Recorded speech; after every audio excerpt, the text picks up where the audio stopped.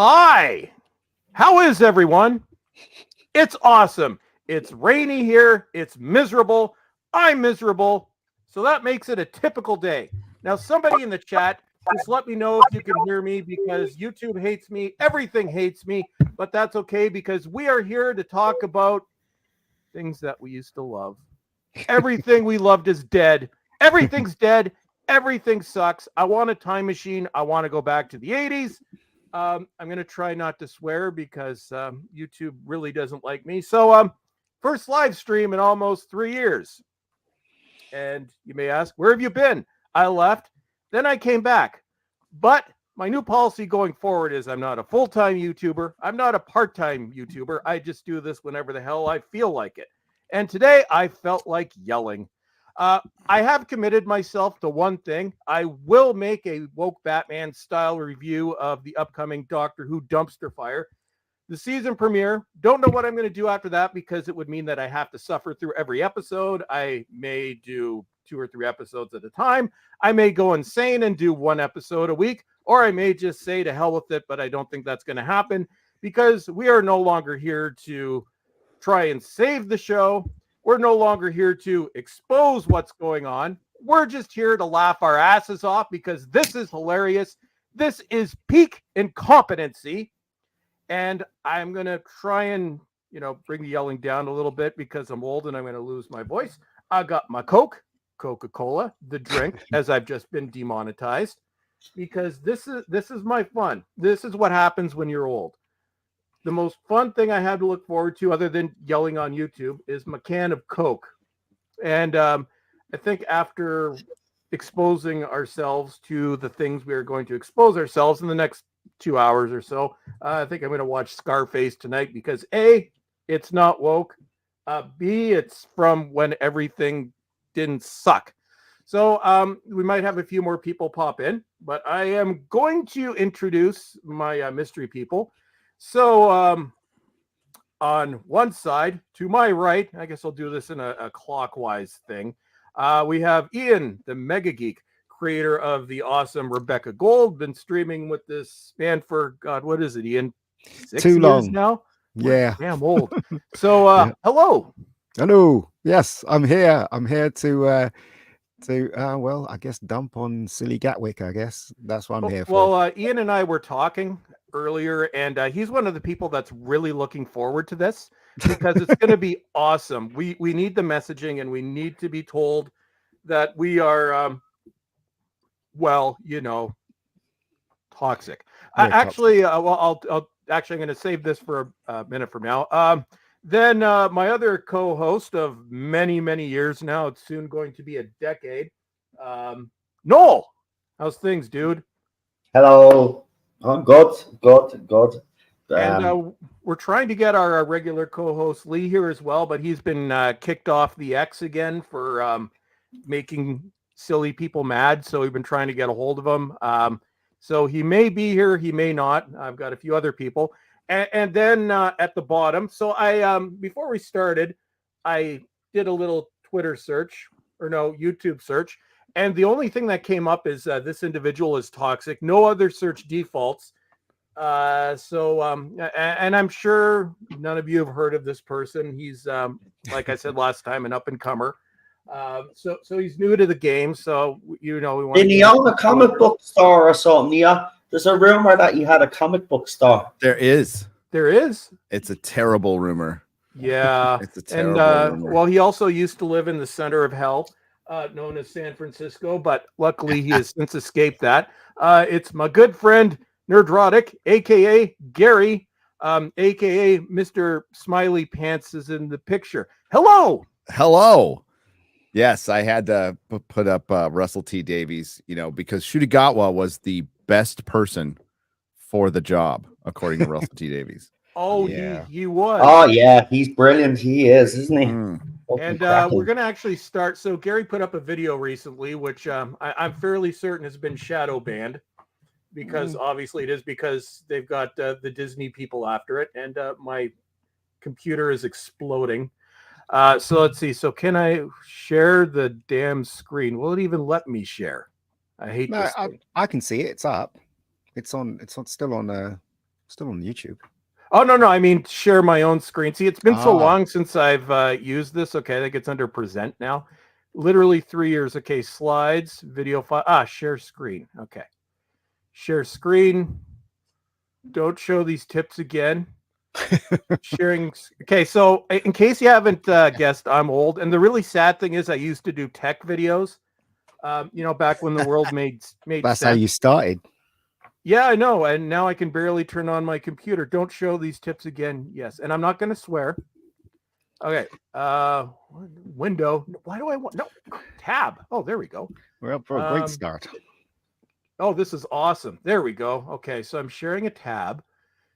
Let's see. Also share tab audio. I think it's on. I did a search. It comes up for probably because I look at Nerdrotic Daily and Nerdrotic Live, but it's like fourth down. Nerdrotic is toxic, and then it says Nerdrotic and Justice League. I'm like, what? Well, I'm part for Justice League. Oh no, Gary! Literally, when I went to go to, it was the only thing that came up. Nerdrotic is toxic. So you've made the same people mad that I have on the YouTubes. And they've hated me for years. My channel has been frozen at the same number of subs for 4 years. And I watch it in real time whenever I put up a video. I'll get 50, then just out of nowhere, 50 will disappear. And you can go into your video analytics and you can see how many people unsubscribe from a specific video. I get very few unsubscriptions from videos. I'll get 50 to 100. I think at one point last fall, I got like 500 in the first hour. So they're not. Whoa. It shows up under other. So it's not even deleted accounts. It's other. So I've given up. So I've given up trying to be successful because who cares about success? This world sucks. But what I am going to do is, will this maximize? Okay. So my friend Gary put this up. In his recent video. We're going to start with this because this sums up everything, although I'll probably get blocked because they don't like me sharing live things on my channel. In case you wonder, why do I always use screen clips? Because whenever I try to use something else, the video gets taken down because YouTube hates me.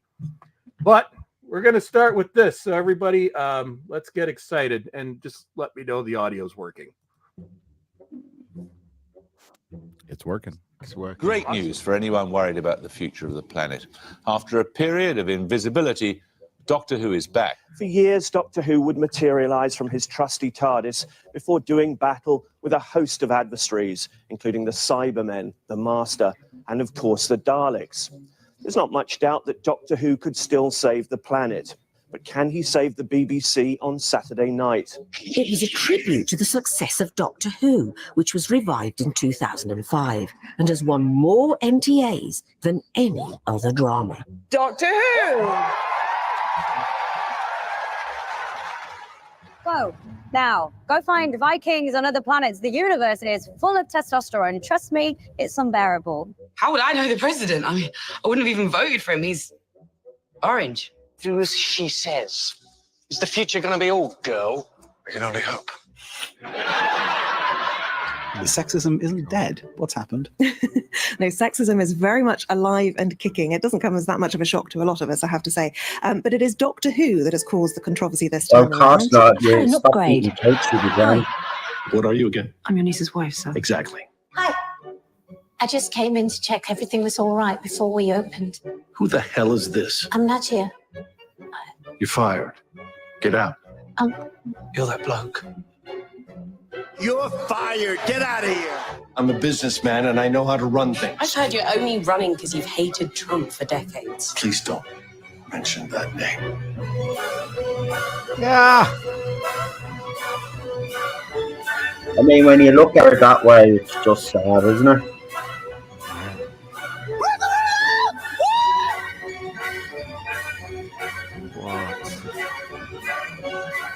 Not watching any of this nonsense.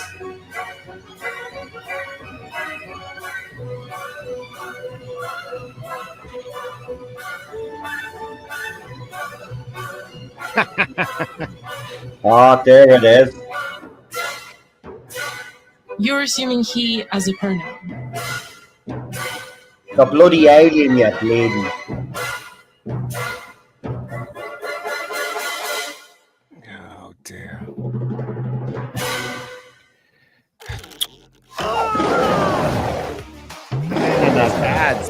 Ads. Is that what I'm?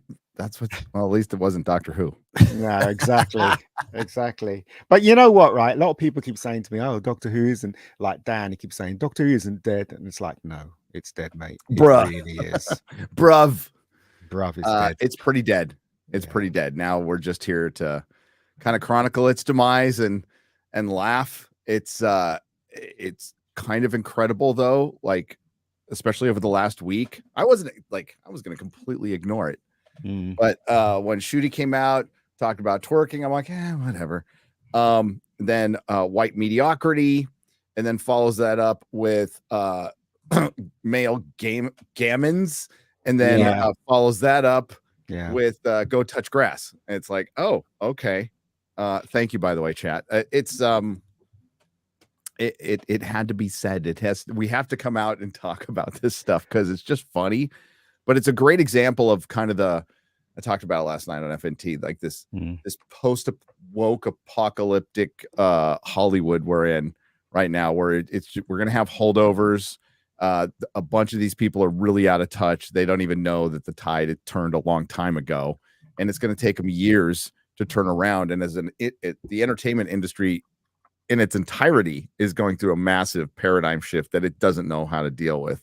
Are we definitely seeing the death of Hollywood though? That's the question. As we knew it before, like a few years ago. Yeah. So like, even though it hasn't been successful, their focus is going to remain on streaming because that's all they've got. That's all. Do you know what's actually amazing to me is that they're RTD and Shooty are using the same playbook that Chris Chibnall and Jodie Whittaker used. The only thing is, obviously, instead of saying that we're all misogynistic and sexist, now we're all going to be a bunch of racists and homophobes and transphobes. And that alone, when, as Gary said, when Shooty has come out with all of this stuff, the one conclusion that I came to is, well, the series must be that bad because they're already distracting away from everything else, because they're obviously the media now, their pals are obviously putting out all their articles for them, and they're already setting the fandom up by saying, well, anybody that doesn't like this is not a fan, is a racist, as I said. So, you think RTD would have learned the lessons from the previous regime, but then when you hear that he wanted to actually bring Chris Chibnall back, which makes me believe that Jodie Whittaker will make an appearance at some stage, and he has decided that he's going to continue the whole timeless child nonsense. I mean, the show is dead and buried. There is no rescue for this show now. It's gone. The sad thing is we have to now, I don't know how long the Disney Plus deal will actually last, but we know it's got 2 years anyway. But if it's any more than that, we're going to just have to sit back, and the show is just going to be dragged through the mud, just like Star Wars has. And it's sad because it's the longest running sci-fi show in the world, and for it to be treated like that is absolutely disgraceful. I mean, RTD is supposed to safeguard the show and hand it over to the next person. Chibs was supposed to do the same, and it looks like both are going to fail in that brief. And it's not even a hard brief. All we're asking is for decent stories and decent character development. It's not much to ask for. But Hollywood and the industry as a whole has just been ignoring fans for years. Yet the tide might be turning, but look at all the damage that's been done. I mean, the industry will probably never recover from this. Well, for me. Oh, sorry. Go ahead, Bostrek. I was just going to say, well, I warned everybody 3 years ago when RTD came back, and you'll remember there were many a live stream done calling me names, and I think it was like 2017 all over again. I seem to be, well, no, Gary was calling it out too, but we seem to be some of the only people that were warning. I saw this in 2017 and 2021. Oh, this is going to save the show. No, it's not. If you looked at RTD in recent years, he had I don't even know what the name of the show was, and I don't care. There was some show where he was pushing the stuff. I think it was in the US, Nobody wanted to watch it, so he decided to come back and use Doctor Who to spread his message. The guy believes his own ego to a ridiculous degree. It's absolutely insane at this point. Although I warned about all this, and then I used a, I guess what is now a very mellow comparison. Remember when Ridley Scott returned to the Alien franchise? Remember? Yeah. Luke, Don't take me down that Star road. Wars? Although what I had no idea was I figured he'd introduce at least some subtlety. I had no idea it was going to be this bad. Of course, I had no idea the previous regime was going to be as bad as it turned out to be. But what were you going to say, Ian? I was going to say that on, I have to keep bringing up Dan's channel. I remember when they cast Shooty, and I was the only one, they felt I was the only one that could say I didn't believe a black man should be the Doctor. And I still feel the same because I don't believe in race swapping at all. And I don't care what they say. Oh, Doctor Who's an alien, blah, blah, blah. It's bollocks, basically. Doctor Who is an English white guy from Oxford, basically. That's who he is. And to change him, I think it started with Moffat, basically, when he started changing things, you know, like when Time Lord changed, he changed his color or changed his sex. All of that was leading up to this.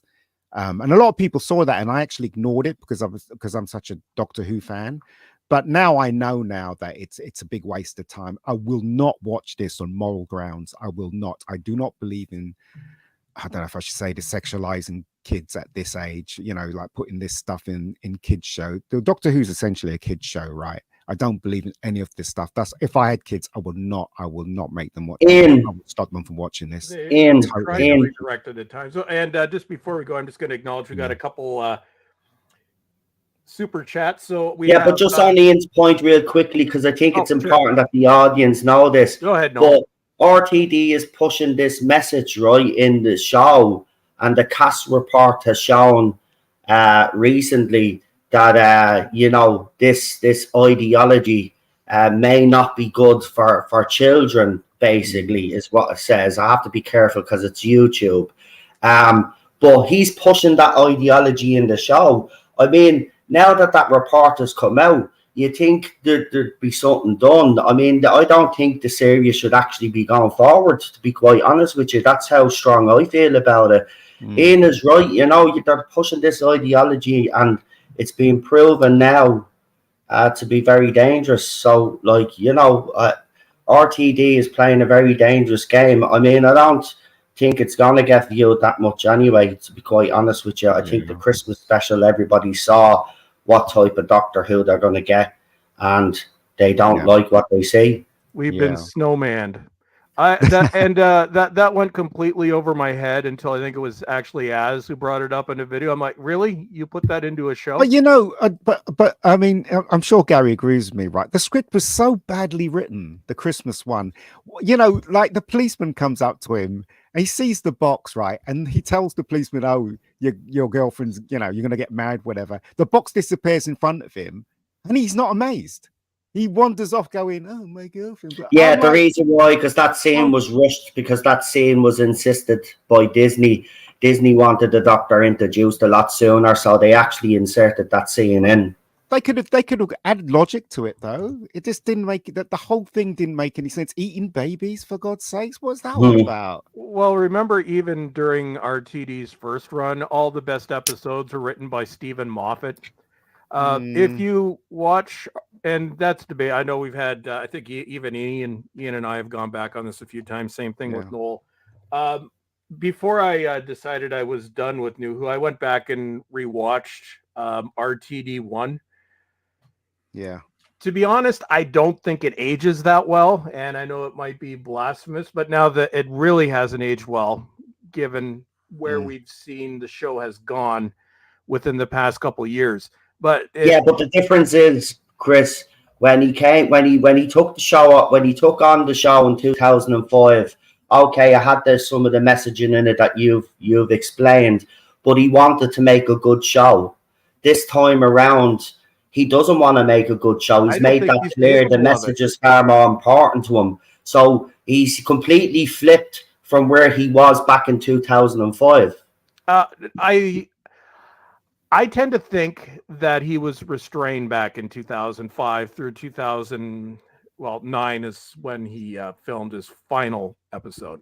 I think he was restrained because the BBC, almost 20 years ago now, well, 19 years ago, was still the BBC that we remember, the BBC that made world-class entertainment. If everybody on this side of the pond, we knew if anything came from the BBC, it was not always, but pretty much guaranteed to be good, whether it be documentary, whether it be sitcom. I even used to watch Panorama religiously.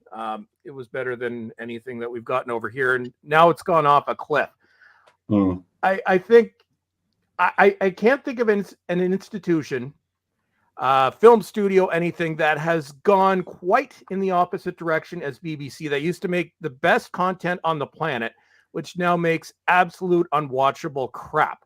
Where now it's like you hear the word BBC, which over here it's a punchline. We know it's going to be crap. Disney. We could see it coming. Look, I've been in the independent sector for a long time when it comes to movies and TV stuff and all that rubbish, right? And when I was trying to get one of my dreams was to work for the BBC when I was in my 20s, right? And every time I went for an interview, I always got close, but the door was never open, right? And I knew what it was. It was definitely racism. It really was, right? Yep. Everyone that interviewed me, without a shadow of a doubt, was gay. Everyone. And this, when we're talking about the beginning 80s, I knew it was coming. Even when you look at the shows that the BBC did, you had Generation Game. There was a gay presenter doing that. You had Are You Being Served? There was a main gay character in that. So it wasn't like it wasn't going to happen. I knew it was going to happen, definitely. But I didn't realize to the extent that was going to affect shows like this big time. And I didn't realize it was going to spread all the way to Hollywood and suddenly become this thing where no white male would get hired in any show now or hired to write anything. I don't understand how it could get from one point and to be such an extreme now, which is ridiculous. And it's destroyed one of my favorite shows, which is Doctor Who. So but movements like Black Lives Matter haven't helped the situation. See, they've all been set up to fracture society, to separate us. They put nice little labels on us all, and all in our own little individual boxes. But that's what it's designed to do. It's designed to turn us against each other. You've seen in America and in other countries, the result of it. There's people turning on each other that wouldn't have turned on each other, say, 10, 15 years ago, but all this bull crap. And then they're overcompensating now. Because any movie or TV show you watch, you're absolutely right. It seems it seems to be criminal nowadays to hire anybody with white skin in TV shows or movies now. It's all diverse. I'm not saying it's all bad. By the way, I'm not saying it's all bad either, right? But you can't tip the balance from one side to the other. If you're talking about equality and inclusion, well, they do it properly, do it balanced, and don't force it. What did you say, Gary? What? Did you say something? No, I'm letting you guys go. Oh no, I was just saying it happens subtly. But those of us who are old, yes, we're oldish. We don't use that word. We used. Okay, let's say statistically, every person on this stream right now is past the halfway point. On the downhill slide. Yeah, it's all downhill from here. But any of us that remembers things before 2015, definitely in the 80s and 90s, there's this narrative that has been spread where it's like it was all straight white dudes. That's all we ever had. What it was is it was done. It was natural. And what the youngins don't realize is we didn't even really notice this. Like I've said it many times, my favorite Star Trek captain is Captain Sisko. And when he was cast 30 years ago, 31 years ago now, when DS9 began, I didn't even think of it. Even as recently as 2005, when Captain Jack came on, obviously he was, well, bisexual, or I don't care what word is used now. I didn't care. I just liked the character. Yeah. Nobody was, when I was a kid, when I would watch Star Trek, the original series, I'd see Lieutenant Uhura. I didn't think about it one way or the other. We didn't think in these ways. It wasn't this thing that we focused on above everything else.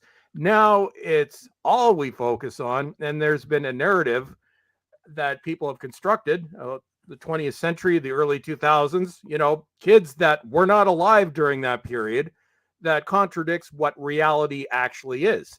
And yet, there were issues like, and Ian, you said you definitely had some issues. And I heard about this after the fact. Obviously we weren't embroiled in the politics of the BBC before the age of the internet. We were able to see the quality of what was being put out.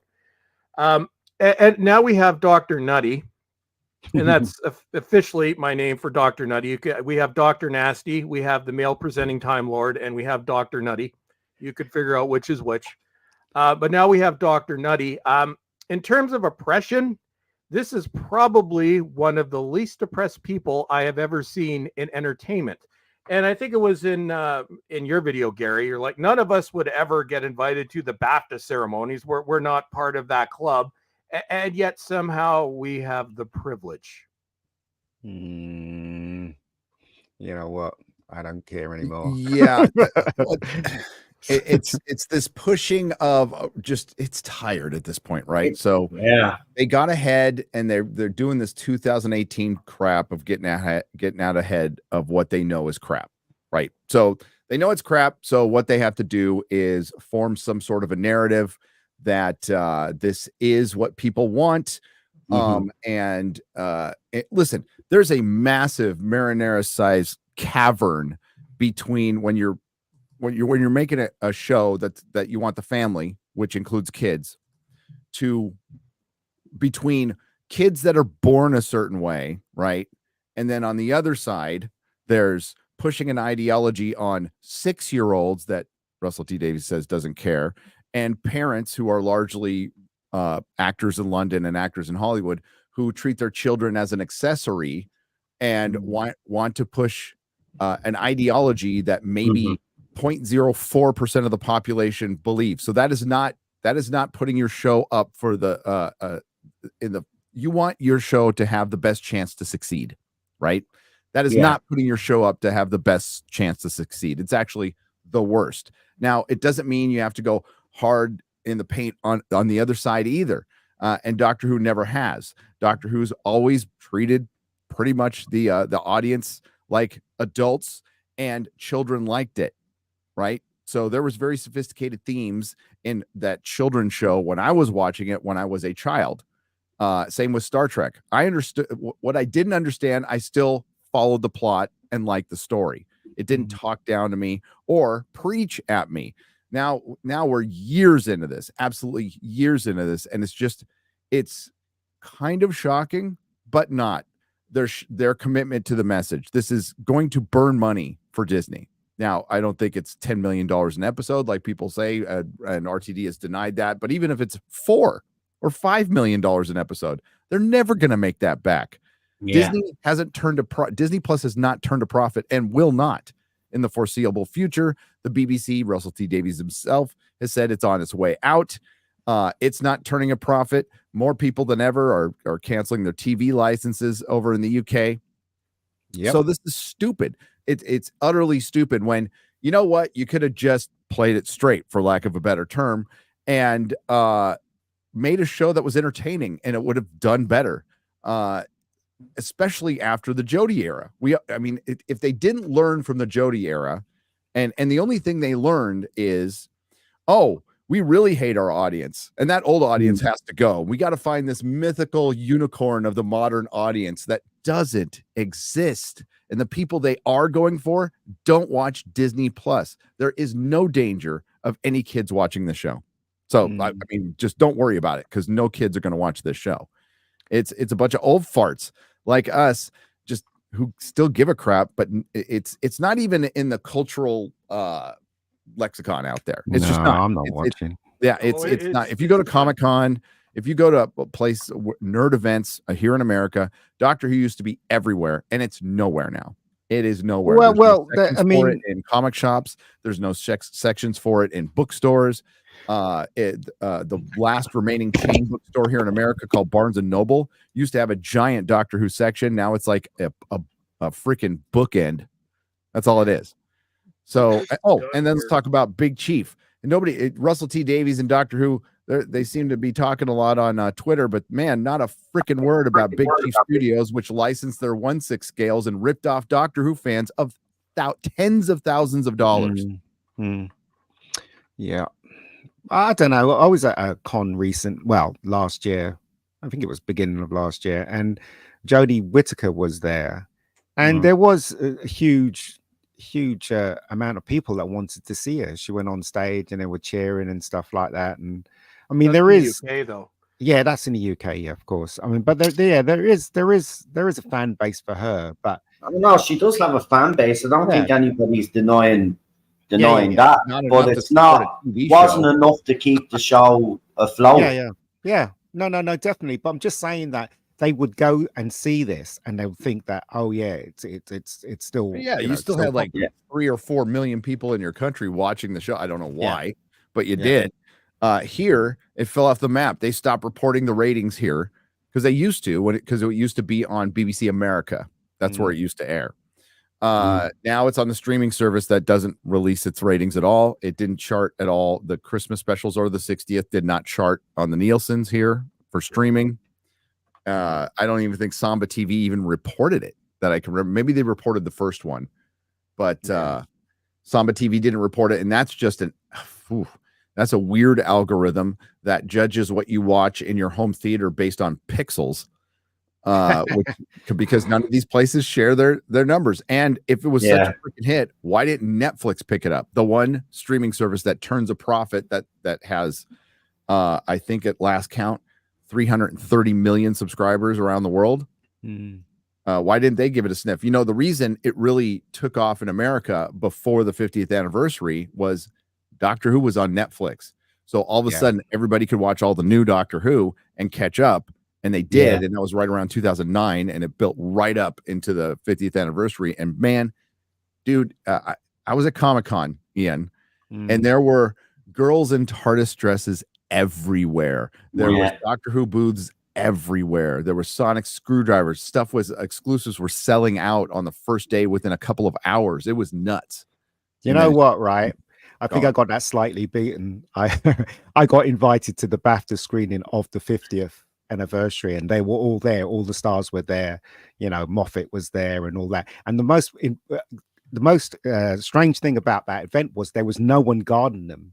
So you went into the theater and they would just sit in 3 rows from the screen. And there was no guards or anything like that. There was nothing. People were just mingling with them. And the one thing that I noticed, which is true, what you said just now, Gary, is that when I looked around the theater, it was mostly girls in their 21, 22, whatever. And we were old farts. Me and Keith were there. We were old farts sitting there in the middle of all these young guys, young people. And it just goes to show they were really into Doctor Who. Doctor Who was at its pinnacle at that moment. Do you know what I mean? And they cheered when they heard Tom Baker's voice. They cheered when he said all 13 and what's his name, Mr. Eyebrows turned up. It was a fantastic day. It really was. And I got to shake hands with Moffat. And I I waved at the girl who played Clara. You know what I mean? It was amazing. And it was Jenna Coleman. And it was a great day. And everywhere in town, when I was in Waterloo Station, there were posters of Doctor Who everywhere. Everywhere. It was everywhere. We went in a pub for a drink and 2 people sitting next to us was talking about Doctor Who. That's how big it was. And now that's how big it was here too. I think a lot of people forget, but for the first 3 years, it was a co-Canadian production. At the end of every episode, in production with CBC, and it's a story of utter incompetence as to how BBC or the CBC lost it after the 3rd season. Mainly, they were playing it months behind, and they didn't really care. But I can speak of here in Canada at the height, and Doctor Who caught on in 2005 because we did have it on the CBC. So I know in the US it caught on really with Matt Smith, but here it was a big thing in Canada from the beginning. And it's the same thing. You go to Toronto, you'd see billboards everywhere. We'd go into theaters. The first trailer that I saw for Rose was in a theater.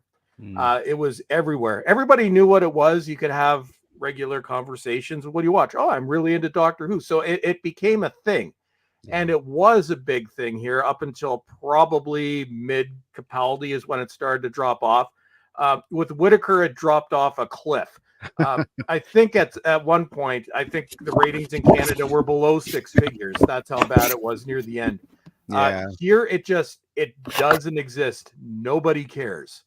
And Chibs did that when, and you talk to somebody about Doctor Who. I'm like, oh yeah, it's that show that used to be awesome. Then they cast that woman, and then it was terrible. Nobody even knew that David Tennant came back.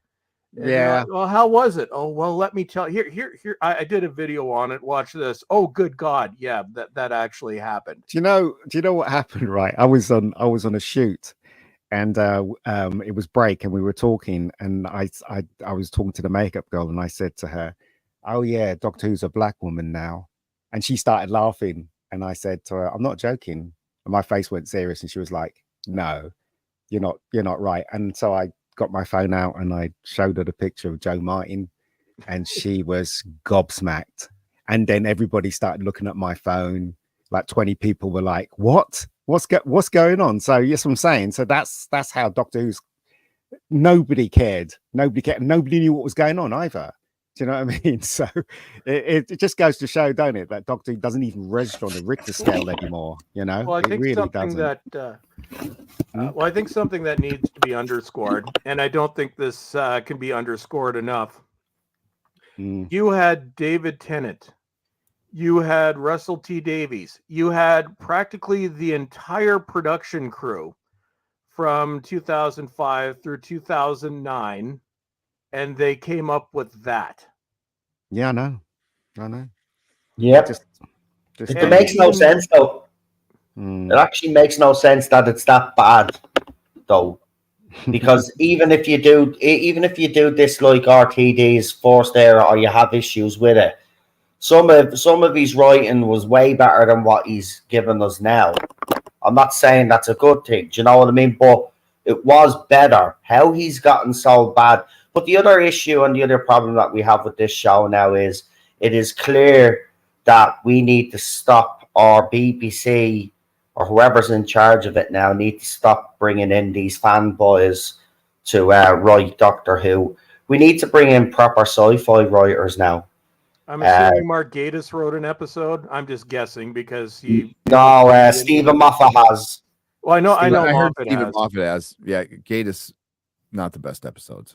No, he wrote one that I liked, and now I can't even remember which one it was. I just remember there was one that wasn't bad. I'm sure I wouldn't care much for it now, but I really don't care. A lot of people don't realize how much I don't care anymore.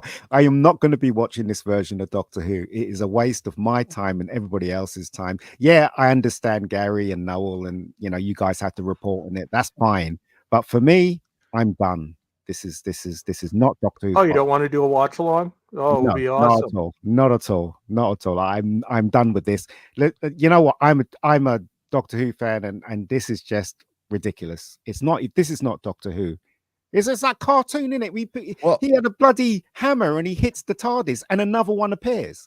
Yeah. Where in the history of Doctor Who that has that happened? No, this is just a dude who's like Russell T Davies, really past his prime, like many, many years. You can't go home again. That's why we talked about it again. You're right, chat, by the way. Unquiet Dead is probably Gatiss's first best one. And it's a Ninth Doctor Christmas special. Yeah. But yeah, it's anybody wanting George Lucas back, it would be just as bad. They're out of the game. He came back obviously to push a message and throw his weight around. I mean, he admitted that in the article, right? Dude, They were dead if they had said absolutely nothing before this thing aired, and they just made sure nobody was going to watch it before it came out. That was the whole point of that video. Is like, this is unbelievable. Like, they can't be that out of touch. And that's so they're just why, leaning into it. Yeah, and well, that's why I decided to do this video. Like, and I was going to do one of my regular yelling, screaming, let's make fun of the article videos, but there's so many articles. I'm like, to hell with it. Let's do a live stream. Yeah, well, I mean, dude, when Lawrence Fox roasts you, which was pretty funny, I just, you know, and of course he's going to roast it, but, you know, Billy Piper's baby daddy coming out there and throwing up the hashtag RIP Doctor Who, I thought was freaking great. That was awesome. I'd like to know how Variety thinks that this franchise has been revolutionized, though. I mean, I came across this article. Oh, it has been revolutionized, just not in the way we would like, well, or anybody would like. It's been revolutionized in the way 1% of the population would like, and even they don't like it. They just pretend to like it. Variety, Deadline, and Hollywood Reporter are all owned by the same company, but they take slightly different slightly different points of view. So Variety is basically what the studios use to put out their propaganda. They put out their press releases, and Variety basically either does an interview with questions that are provided by the studio. I won't say the studio edits it, but I would just say Variety does it. They don't need to, because Variety knows their place. Hollywood Reporter tries to get the news out, and Deadline will occasionally, you know, get into the weeds and read between the lines. But they're all owned by the same company. This is the same Variety that put out the Rings of Power article 2 months before, or months before the show premiered back in February of 2022, right? Was it 24, 22? Yeah, God, I'm losing track of time. But yeah, this Variety has been behind Lucasfilm and putting out their fan attacks, and it is, you know, we did get confirmation a few years ago now, that this is something that the studios do. It's part of the marketing. They either do it through third-party marketing or do it with their marketers, but most of their marketers are third-party, and it's fan baiting to get a conversation going around it, because no press is bad press, they think. Yeah, it's just objectively wrong. But I mean, we're in the apathy phase. So we talked about this 4 years. Here we are. This will come out. Nobody will talk about it. There'll be, I mean, the same Doctor Who channels will talk about it, but the general, this series is for new fans. It's now an American series. It is, which is the worst nightmare for you guys in the UK. Sorry, but it's an American series.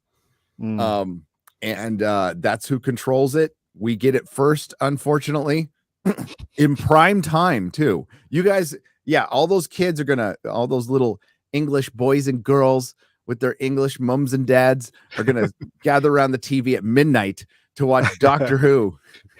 Somehow, I don't think so. Somehow, no, seriously. So the shared cultural British experience of watching Doctor Who is gone. You're there.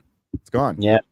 It was never going to happen anyway, because the playing field of TV has changed considerably, hasn't it? Kids are not watching TV; they're watching TikTok. They're playing computer games.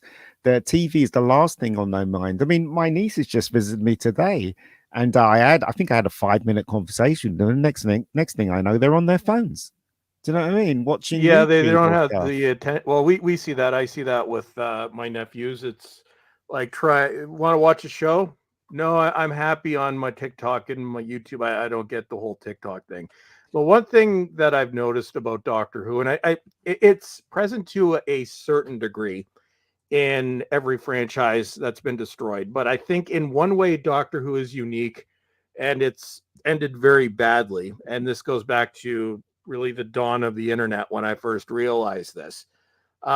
And maybe it has to do with British society. Maybe it comes out of the class system. I have no idea. But Doctor Who it's a clique. It's a clique of creatives, and it's always been a clique of certain approved fans. I remember 15 years ago when I was mainly just doing my Doctor Who DVDs, you know, YouTube was much smaller back then. Oh, God, and yes. I was mainly a DVD tech channel. And my views were still in the thousands, which back then was a lot for YouTube. You think I ever got any notice? No, but some other YouTube channels whose names I will not mention here would get the attention. And that struck me as, well, this is a little bit odd. But I think what Doctor Who is, and another thing you notice is how everybody ended up going in the same direction. Most of the stars, except for a handful, I think Philip Hinchcliffe was against it, Fraser Hines was against it, but for the most part, surviving actors from the classic series are on board with this. Everybody involved with New Who was on board. Big Finish Peter was on Davison's board not. with this. But it's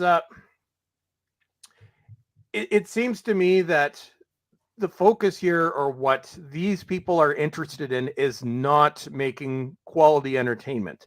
They want to fit in with the quote cool people in the UK, which it seems to be. It maybe cool at one point was, how much money you had, but now it seems to be fitting in with this ideology that regular people cannot identify with on any level. It's like, I have privilege. Okay. Would you? But the industry's tell run me how that I way. use this privilege. I could have used it. Sorry, go ahead there, Ian. Yeah, but the industry's run that way. It's no mistake that we have Hugh Grant, we have Colin Firth. They're all Oxford, Cambridge kids. Yeah, the British film elitists. run by the elitist group. Yeah, definitely. And again, right, if you're a working class stiff, you can't really get into the industry. I mean, you can, but you can't, if you know what I mean.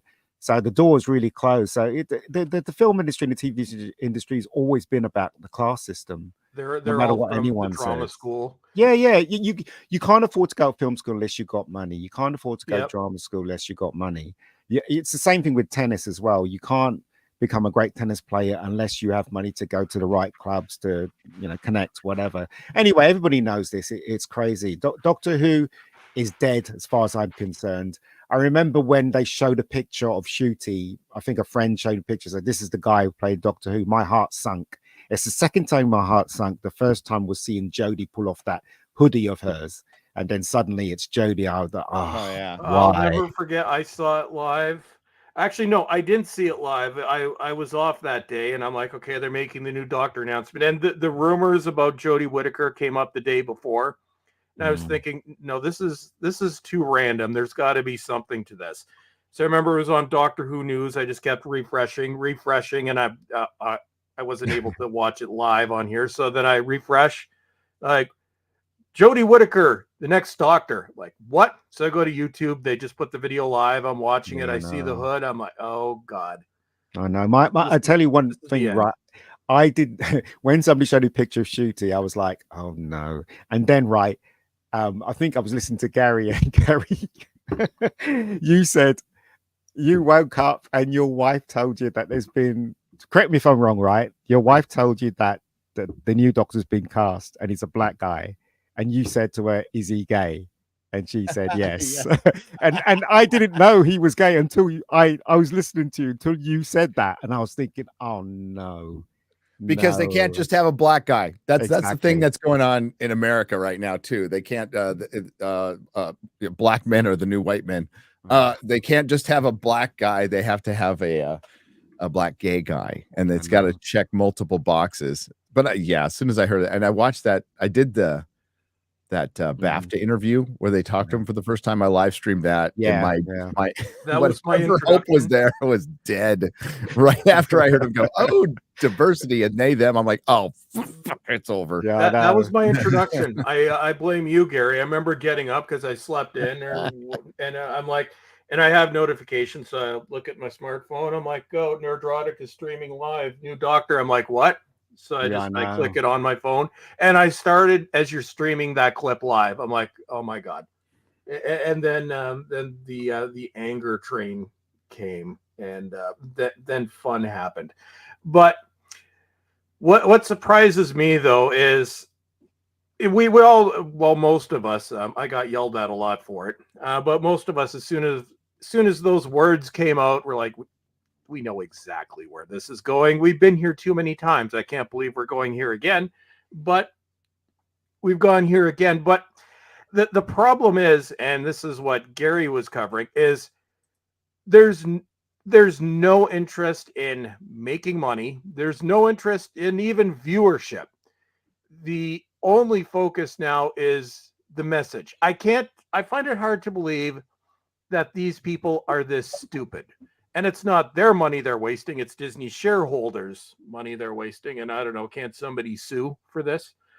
But there was a chance. There was a chance for the shareholders to do their part, but the vast majority of them are giant corporations and 401ks and retirement, and then just low information people who if you are, and I say this as somebody who's I'm not a Christian, okay, or I would not label myself a conservative, but if you were, I wouldn't go to Disneyland. Why in the hell would you go to Disneyland? They freaking hate you. Yep. They hate me. And I'm not even a Christian conservative. And I wouldn't set foot in those places. And anything I review, I try my damnedest to find my way around it. When I go see freaking Marvel movies, I go buy because I don't want to rip off the theater. I buy a ticket to another movie. That's what I've been doing. So but that's me. You do what you want with your money. But I think, that's why we talk about it still, because even this far in, if you've been following us for years, man, God damn, this is going on for years. Yes. And I've said from the get-go, this is going to take a long time, because it took a long time to happen. It took a decade. Hardcore, it took a decade to happen. It's creeping in before that, but they went hardcore. We are going, since 2016, we're now just a year and a half away from it being a decade from Hollywood and entertainment having massive TDS. And it's and does it get fixed? And it does, but what Ian talked about earlier is we have lost everything we loved. Hopefully we'll get our culture back and we'll get some new stuff, but the stuff we liked before is ruined. And the more they spam out shit, it does affect the overall legacy. It does affect how we watch the original trilogy of Star Wars. And you kind of pick and choose. I can still watch classic Doctor Who for sure and not have a problem, but and older Star Trek and not have a problem. But I'm kind of turned off on Star Wars completely, even the stuff I loved. So it depends on the person, but it does have an overall effect on your brand. And even the people who hated, Star Wars post The Last Jedi and still love the original trilogy, but now, there's way more bad Star Wars than good. But Doctor Who's been destroyed utterly. Worse than any worse than any franchise on the planet, without a doubt. My top 5 murdered franchises I did 2 years ago, I stand by most of them. Game of Thrones is a wait and see, but everything else completely stand by it. Number 1 was Doctor Who with a bullet. It was number 1. I mean, you guys watched the Christmas special. Could you tell me why they picked Shooter? He was awful. There was nothing Doctor Who about him. And no every charisma, time nothing. Every time I talked to somebody, said, "Oh, what about the bit he runs on the roof? Oh, that was very doctory." No, it wasn't. Nothing was rubbish. Nothing was doctory in that show. Zero. He doesn't have the charisma at all. I mean, God, Jodie didn't have the charisma, but she had more needed. So this is a step down from Jodie Whittaker, ladies and gentlemen. Let's be clear about this. It is a step down from the worst, a step we didn't know existed. There's a bottomless pit that they have found. It is a step down. It is awful. He doesn't have charisma. He can only act like Ncuti Gatwa. So I was like, all right, let's see what kind of skills the guy has. Can he play it straight? No, he can't. No. I forgot who mentioned it on a live stream. Forgive me, but somebody. It was on Type 40 yesterday, where Doctor Who. Ncuti isn't playing Doctor Who. They have brought Doctor Who down for Ncuti Gatwa. That's what it is. Yeah, I think it was Simon that said it. Yeah, I think it was too. Yeah. I mean, seriously, guys, this is it's a tragedy. It's broken my heart so many times. I cannot watch this crap. I really cannot. I mean, even when they showed me a picture of him with his costume, I thought, what the? Anyway, I just seriously just thought to myself, this is dead now. I'm gonna peek in on the first episode, and it's not out of the realm possibility. I just say screw it. You know, I've got other things to do in my life. Yeah. You know, it's fine.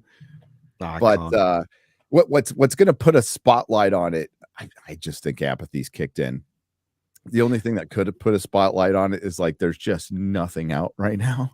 Yeah. There's nothing. It is. But seriously though, Gary, two more movies got delayed today. One to next year. Not that anybody cares, but the Karate Kid. Oh yeah, I read about that. Moved to almost Christmas. Yeah. But seriously though, that screenplay for the Christmas special was absolute rubbish. It really was, right? You know the bit where he has the gloves and he pulls down the boat thing, right? How did he know when the thing blew up where the baby was going to be? That's a huge boat, right? So it just didn't make any sense. None of it. I'm just saying that the whole was written in crayon with bullet giant dot bullet points. It really was bad, and Shooty was terrible. He had no charisma, and again, right, the script didn't make any sense. When he went backwards in time, how comes the black woman knew who he was? If what's her name didn't exist, she wouldn't know he existed. So, and that was a huge hole in the plot as well. When Ruby had a black mom, I laughed so hard. I could not. I was like, that is the most predictable thing, in the world. It's like, it's. Your DEI over there is like insane. It's just as insane as ours getting. It's not called it over there, I know, but it wouldn't happen anyway because my sister's a foster. She fosters kids, and she wanted to adopt. So my sister is not white; she's like me. So she wanted to adopt a black kid because she felt sorry for it, and they wouldn't let her.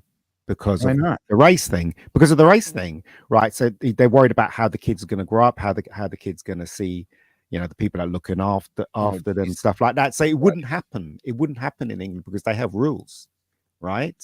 So I love your country. You have way too many fucking rules. I know. Well, you did have what was the horror list called again in the 80s? What was that? All the horror film, all my favorite movies were banned. Oh, Hammer. No, not Hammer. The blacklist, movies you weren't allowed to watch. What was that called again? I don't know. Where Suspiria, Texas Chainsaw Massacre. Oh yeah. Everything was banned. That was they had a word for it, didn't they? Somebody in the chat reminded. Exactly. Video nasties. Video nasties. Video nasties. Wow.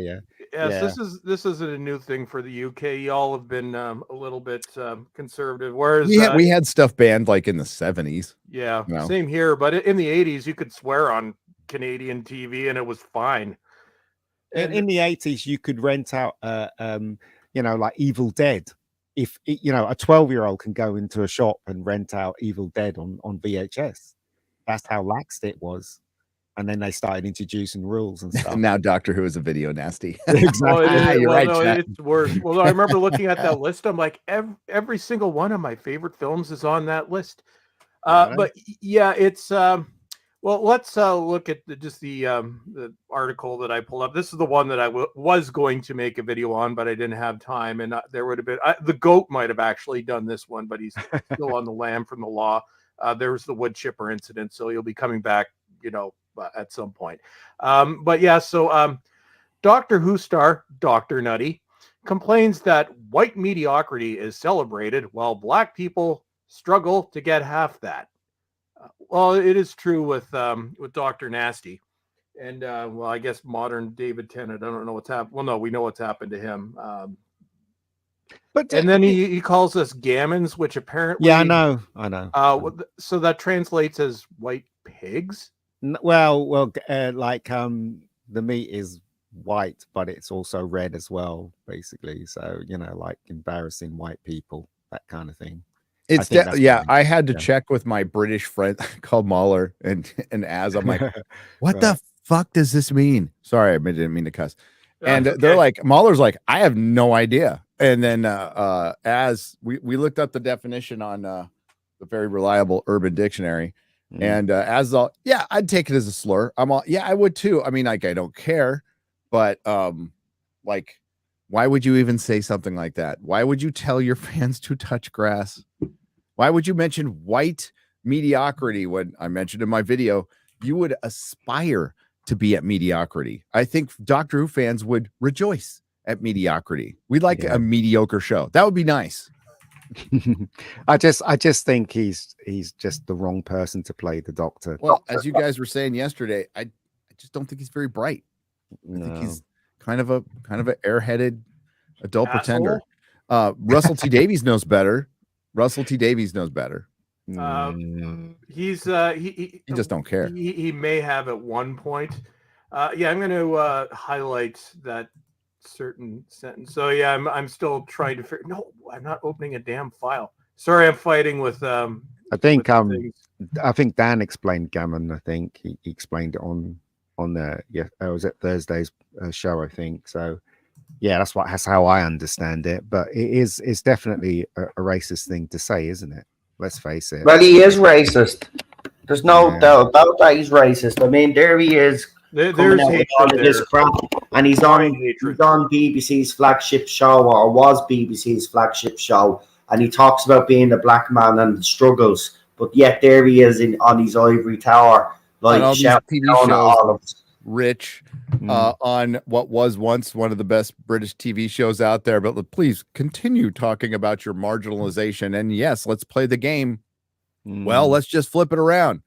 Let's replace white with any other race. If somebody just casually said that in a sentence in an interview, what would that make them?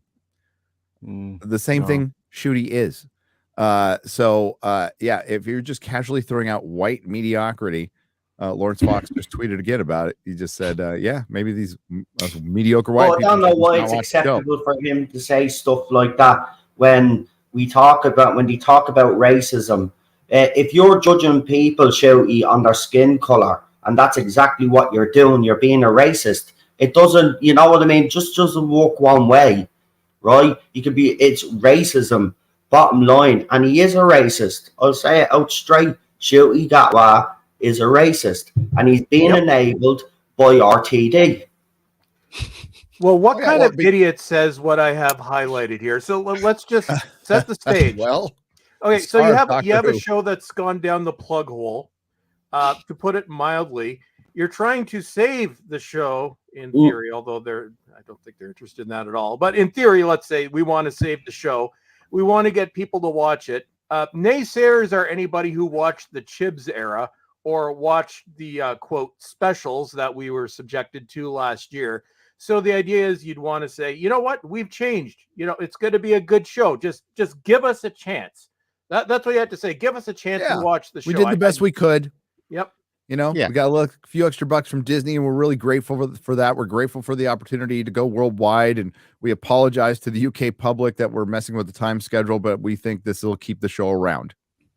But do you know what, right? Did you guys see, we did a show where that we were talking about Silly Gatwick, and he was talking about when he first got presented as being the Doctor, and he had all these ideas about the costume and stuff like that. And they showed us the pictures, the ideas that he had for the costume, and they were really good. They were really good. They were really Doctor Who-ish. So I'm wondering, how did it go from that idea to him not having a costume at all and having an afro and, being a 70s black man and all this? How I don't understand how it got to that. He was beat out by RTD. He wanted input. He clearly wanted to do some things to appeal to fans, over this, look, he's only done two or three interviews, and in 2 or 3 interviews, he's absolutely come out and come across as an absolute tool. Sorry, look that up in your dictionary. He is he is a PR disaster. Bulls Trek. There's your video. Trust me, that's coming. As a PR disaster. Only said one dumb thing. And it was, I think, from what I remember, no, it was right before the series began. She said one dumb thing, but this guy just keeps saying dumb things. Like, this guy's an idiot. There's videos of him dancing. Dancing, and the one where he was on the clock, I just thought, oh God, why? Who misses? So who misses Dr. Nasty at this point? What? This is not Dr. Do you know I what? miss The Doctor only- Who. Yeah, the only saving grace about this version of Doctor Who is that he is not Doctor Who, because he literally splitted from the David Tennant Doctor, right? Yeah. So I would say that he's not really the Doctor; he's something else. That's what I would say. What I think happens, they got commissioned for 2 seasons through Disney. RTD says he has a bunch of plans. It doesn't go past that. I mean, it's got to move the needle on Disney Plus. Yeah, they aren't afraid to cancel stuff and rip it off their platform with their own stuff with Willow. So I was reading, well, I have to read the articles over and over again. So I had the reader on for Variety, and they were calling him Cutie Gatwa. The reader was calling him Cutie Gatwa. But yeah, it goes for a couple years and just fades away. I mean, it's already faded away. Like, that's already happened. The only people here is us talking about it. The rest of the world does not care.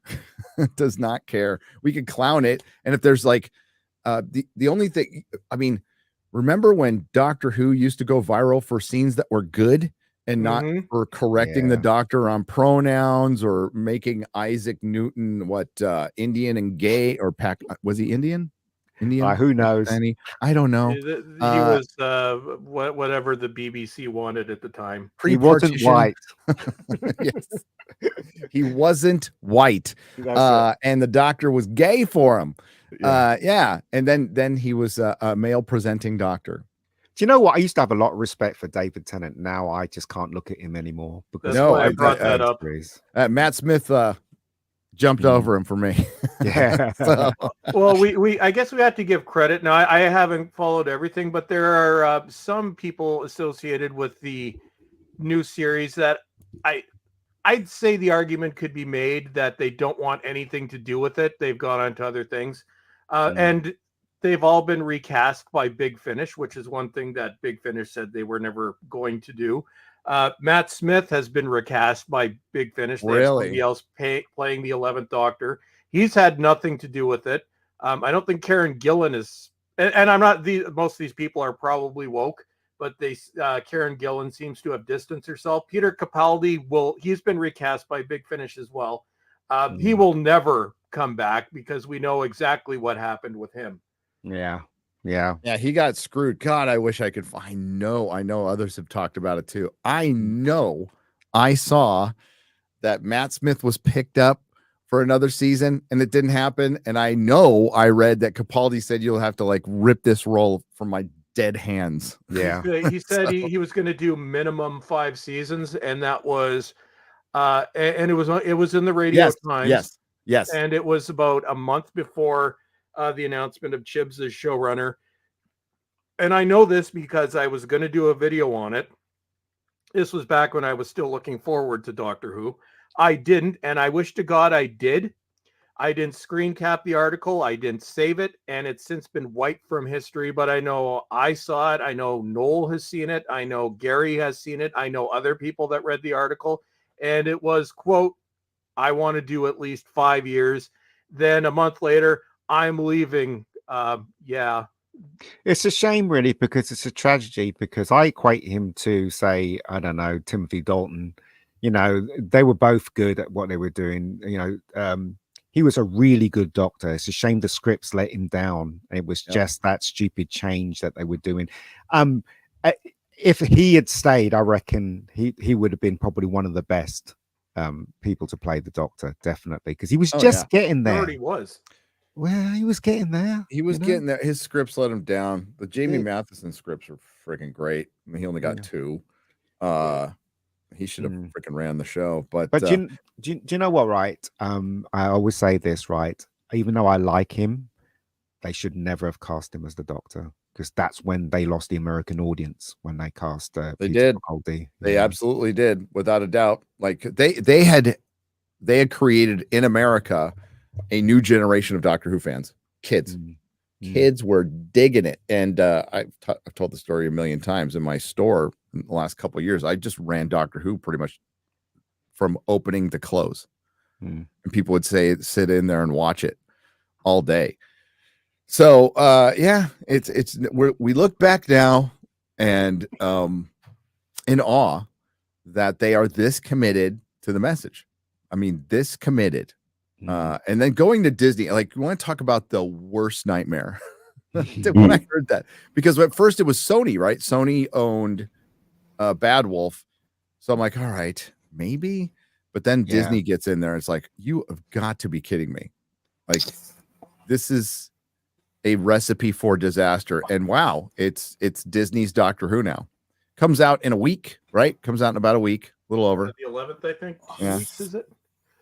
I don't know. I bookmarked it because I have, like, Dude, I I'll just am watch going to watch Clarkson's the Farm. first episode. I don't know if I'm going to watch beyond Fuck that. it.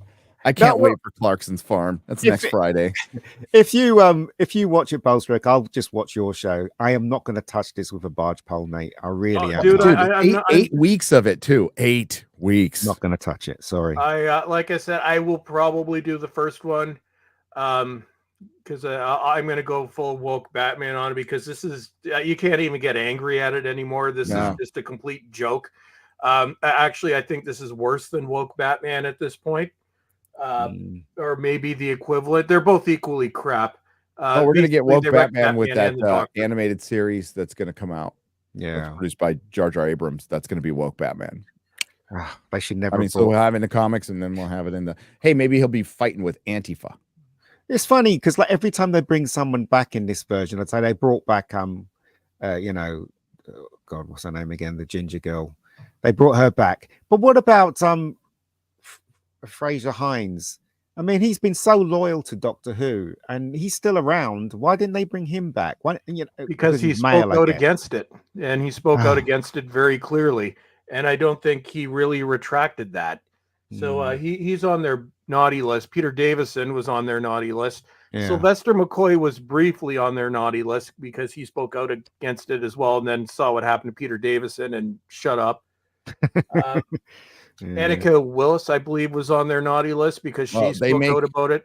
They hate Philip Hinchcliffe. I know that because there's a very edited interview on one of the Blu-rays where he is just trashing modern political crap, and he's the only surviving producer from the original series, and you can tell that was highly edited. I think because he was the best producer the show ever had, so I think he's pretty much flabbergasted at what they've done to it. So they don't want to be on the naughty step. I think Peter Davison, well, he was in the special, so I guess he's not on the naughty step anymore. Well, they had to get him back, didn't they? Because they were trying to get us to like this new version of Doctor Who. They were going to trick us. Was it bait and switch? That's what they were trying to do. Do you remember before all this crap started happening? So, yeah, I could see it coming, but I don't even think what you could really call it a bait and switch, because within hours we had that famous red carpet interview. Oh God, yeah, you're right. That was I'm way too hopeful. Like, I'll wait and see. I expect absolutely the worst, and that's what we got. Well, I remember saying to people, "Look, what do you think is going to happen? BBC, one of the wokest companies ever. Disney, one of the wokest. What do you think is going to happen when these two get together?" I thought they would at least. I think again, Sweet Summer Child. I thought they would at least try for the specials, and wow, they blundered that in 5 minutes. 5 freaking minutes. Especially when that geezer was trying to act like he was a 15-year-old girl. That just did it for me. I was like, what the hell's that? What was that all about? Just really? No, I mean, there's such a disconnect now. I mean, it's been bigger in your country in the past and now. Oh, God, please. Dude, the disconnect between the urban centers and the rest of the country is massive. It is, and it's getting bigger. It's getting bigger and bigger. And well, what's he doing there? Having a shit or something? I don't know. I really don't know. But it's just it's not. Just seriously, it's just I don't understand what's going on. I really don't. Oh God, what's he wearing? A curtain. Yeah, drapes. Wearing Great. pants. Yeah. I don't understand what's going on. I really don't.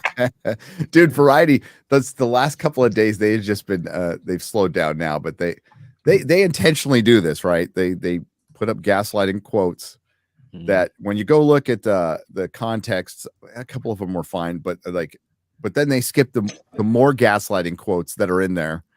I loved it when Russell T Davies said, if a 6-year-old watches this show, they don't care. Oh, how do you know?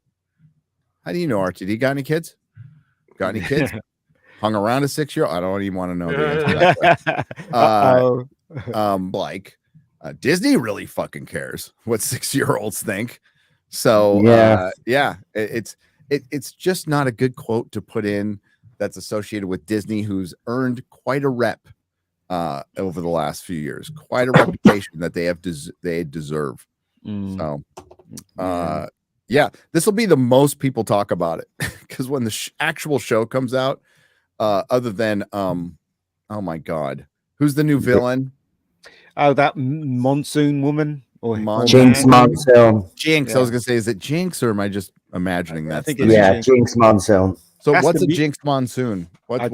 It's a guy dressed in a dress. I knew that, but is this a well-known person in the UK? And I don't know who it is. They were on that Rude Paul drag race, Gary. Yeah. I never watched the show myself, but that's where it originated from. Yeah. That's the musical episode. Would you believe it? A musical episode. Yeah, the Devil's Card. I believe it. I believe it. Why? Again, I don't get what this has to do with Doctor Who. And I mean, is that supposed to be a kilt? I mean, because that's a weird looking lady kilt to me. That's not a kilt. That's a skirt. It's a skirt because I remember having a heated argument with again my good friend Dan, and he kept saying to me it was a kilt, and I kept saying to him, no, it's a skirt. And then when the episode aired, he wasn't even in Scotland, and he was and it was definitely a skirt, and he was dancing in a club. So there's no way you can tell me that was a kilt. Absolutely no way. It's a bloody skirt, mate. So what is that saying to kids? It's all right to wear skirts? I don't know. I just don't care. Well, do what you want, but that's not what this is supposed to be. A show about a dude in a box. Yeah, but look at the headline, right? Sex, time travel, and dolls. It sounds like some sort of fetish. It's probably what Russell T wants it to be, right? And this is what it's going to be now. Fetish, yeah, a fetish. Yeah, that's exactly what it's going to be. It's also, they're trying to entice us in. Oh, who's Mrs. Flood? Mrs.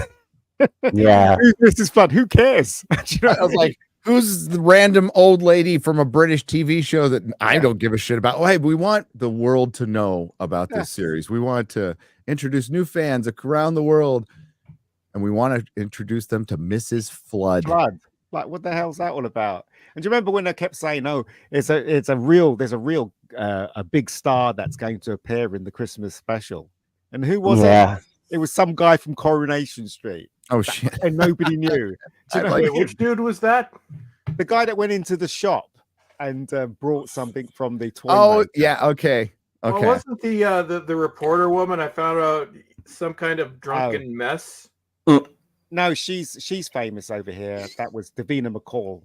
She's a famous presenter. She was on Big Brother. She presented Big Brother in the UK for years. That's where she came from. Yeah. Yeah, so she's quite. I don't know why you even bother with scripted entertainment anymore in the UK. All you people watch is dancing shows and Big Brother and Country File, and Clarkson's Farm. But that's even Country File's woke. Oh, I know. You know what I mean? You can't do a program on farming without making it woke. So when I use my ingenious way to use iPlayer, I've told the story, but it's so fucking hilarious what you guys. So iPlayer, you get a VPN and you sign up, and then it asks you if I have a TV license, and you just answer yes. And I may have done that. But that's the thing, you see. The people that watch those kind of shows are in their 60s, 70s, and 80s, and this is the only people. Global warming. It's the global warming. Oh my God, Country File. Like I used to, because it used to lead into Doctor Who. So I watched. This is nice English countryside. Oh, global warming. Oh, geez. Okay. It used to be a good show. Seriously though, that show, BBC were actually at one time. It didn't matter what they touched the turn to gold. Country File was one of those shows. I mean, they've ruined Top Gear, A Question of Sport, right? They've ruined Doctor Who. EastEnders doesn't even get the millions of viewers that it used to get. Every single show that's shown on the BBC is actually down viewers because the quality is so bad. They'll get a hit sometimes with a one-off show maybe, and then they'll ruin it then by doing another season when they don't need to do another season. But you know, everything is poor quality. Everything. Yeah. You don't do good shows anymore. It's really sad because we grew up in the golden age of TV. You know, BBC and ITV were knocking it out of the park for British and Irish viewers. It was prime time TV. I tell you, they were battling each other every Saturday for those ratings. And the quality just got better over time because, you know, they wanted that. They wanted to be that ratings winner. You know, Dude, I used to put on my pirate hat every week for Panorama, or every time there was a new episode. I stopped around 2015 because it became insufferable. On my hard drive, I have a collection of BBC documentaries from the new day or the good days. Now their documentaries are, how shall I put this? Like Doctor Who. Well, Dr. Nutty. We won't call this Doctor Who. This is something different. Although I will say one thing that this has improved, at least for me. I went for a couple years where I couldn't even watch the classic series. But after RTD2, it's so far removed from the classic series. I've actually been revisiting the classic series, and I love it. I hate the logo, but they're doing those Blu-ray special editions that I buy those every time they come out.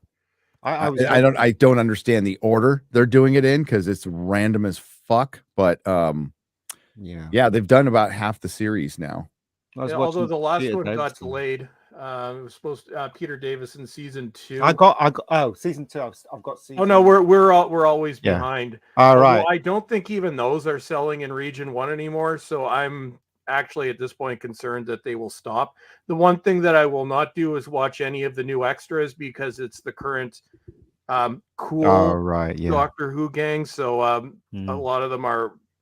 But the Peter Davison season 2 one's really good. I mean, I was only watching that last week, and it hasn't stopped me from watching classic Doctor Who. None of this crap is going to stop me from, because that is Doctor Who, right? This is not Doctor Who.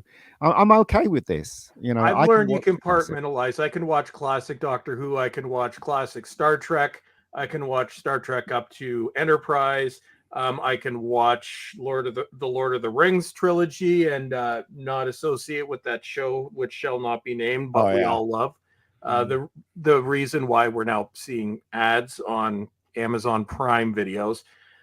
So that's the good thing is everything has gone so far in the opposite direction and is so unrecognizable from what it was originally that now I can enjoy the originals without any association whatsoever. And I went through a period where I could do that. I went through a couple of years where I couldn't watch The Next Generation. I went through several years where I wouldn't even watch Classic Who. But now it's like it's a different time and it's awesome. And I mean, the good thing for me is I haven't seen them in a few years, so it's like watching them for the first time. Well, people are basically people are knowing that this stuff that's coming out is bad, because if you look out at the cinema now, they're showing old films. They showed The Mummy a couple of nights ago in my local. Do you know what I mean? I think it was the 50th anniversary or something like that of The Mummy. You know, and they're doing more as well. Anniversaries of Alien. Do you know what I mean? So people know that cinemas know that the new films that are coming out is not selling. People are not wanting to see this stuff, and they know why as well. Then people are not stupid. You know, it's just that the people that are in charge are the ones just trying to push this agenda forward. You know, and when you see, well, like you said, you know, it's such a dead release year this year. There are so many re-releases going on in the theaters right now, so they can stay alive. Yeah. Yeah. June 8th, we get the extended versions of Lord of the Rings remastered in theater for a wide release, first time ever in a wide release. So that's have you Gary, have you been to the cinema where they've re-showed a classic movie? Yes. Because the last time I went was well, not the last time, a couple of years ago was Star Trek 2. And when I went in the cinema, it was packed, right? And it was all people my age. And it just goes to show, don't it, that the kids of today, they have no clue about entertainment. None whatsoever. Do you know? Well, I remember everybody stayed to the end of the credits, man. Nobody left the cinema. That's hilarious. Yeah. Well, I was saying to Ian before we started, like I, if anybody knows, I am somewhat of a movie collector. I think my Blu-ray collection is now at around 5,000 individual movies. Holy crap. I've got 2 rooms in my house. But I was saying to Ian, my current collection, I've been collecting physical media since I was a kid, but I date my current collection back to when I bought my first DVD in 1999, which oddly enough was the first Mummy movie with Brendan Fraser.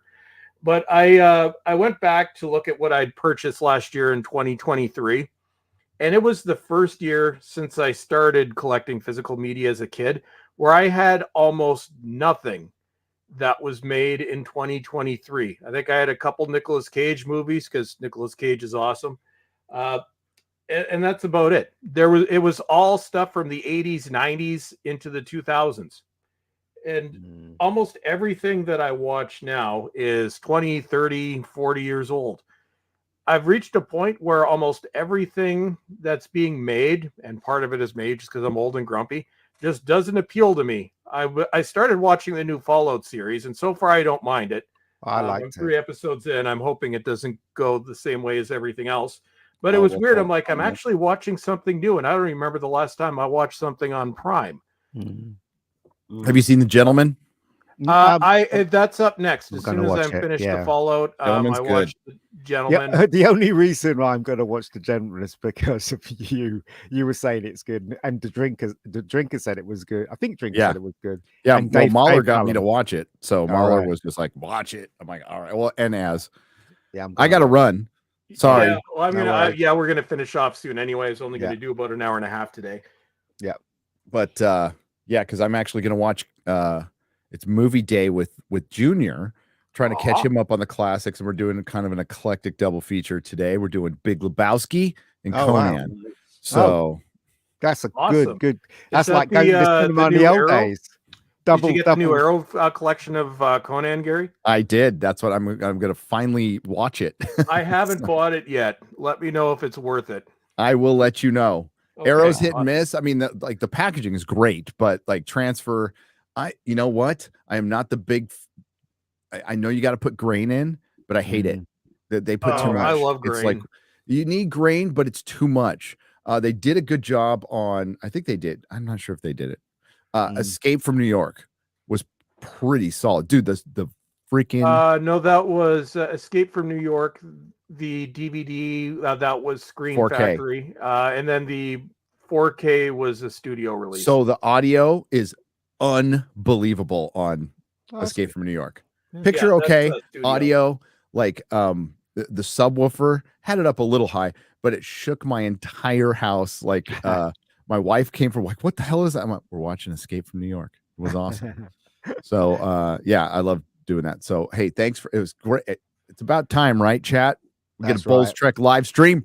Absolutely. Hello, and Gary, thank you for coming. This was awesome. And it's been like I think 5 or 6 years since we did our first stream. Yeah, time flies. Isn't that long? Yep. Time flies when everything's shitty. I'll try. We're not bored. Yeah. Yeah. Sorry. Well, thank you for coming Ian, again, my friend. Great talking to you. No. Keep it going over there. You're gonna be okay, buddy. It's been ages, hasn't it? Like, but have to say, like, we've known each other all a long time now. So this is, we're still at it. It's madness, isn't it? Never thought we'd be. I didn't think when I made that first video on Whitaker in 2017, I'd still be talking about this in 2024. But Yeah. I have a feeling we won't be talking about it in 2025. No, good times. All right. Thanks, Take it Chad. easy. Take care, everybody. Bye-bye. See you later. See you later. Cheers, man. Bye. And he's gone. Yeah, well, no, I was going to keep it to an hour and a half to 2 hours, and then we can finish off. But yeah, I'm going to. I got some super chats, so let's go. You did, yeah. Okay, so I'm going to read these. Are they in chrono? Where is? Oh, they got a new tab now in StreamYard where I can read them from here. Yeah. Although, just give me a second. I'm going to see if I can find my YouTube, and I'm going to see if I can pull up the actual. Let's see. You can actually share them on screen through StreamYard as well. If you press on it, there should be yeah, I think I see. Noel, this is what it's been 3 years since I've used this. Okay, so this was the first one. Can you see it? Yep. Yep. Okay, so $1 US from Taylor Swift greater than Disney, Star Wars, and MCU. $1, so that's so just $1. Well, thank you, Taylor. Then we have from Canada, Kenneth Larocque. No message. And Kenneth, sometime I've got the settings set really low in terms of editing these because I've got my mods on. But if you meant to say something and YouTube for some reason deleted it, just let us know and we'll put it in again. YouTube is difficult there. If there was nothing there, well, thank you very much, my fellow Canadian. Then again, Taylor Swift greater than Disney, Star Wars, MCU, and Doctor Who, another $1. Then we go to Rowdy Hitman for Australia, so $5 Australian. I consider the jump off point for this show was the end of season 4, Journey's End. Yeah. Dr. 10 specials after that showed RTD was already off the rails. I tend to agree with that. I think we completely forget that this is the guy that tried to deify Obama, which has not aged well. I will say Moffat's first season, though, specifically Series 5, I think is my favorite new series season. And I kind of wish Moffat had kind of continued in that vein, which kind of did sort of in the standalones. But I'd say watch up to season 5. Things start to go downhill in season 6 or series 6, and then it gets worse and worse and worse. Give Capaldi's first season a shot. We thought it was going to be the second coming of Doctor Who, and then it turned into the second coming of hell. Okay. From 200-watt studio for $5. Davy's husband died a few years ago, and he is angry and bitter at the world.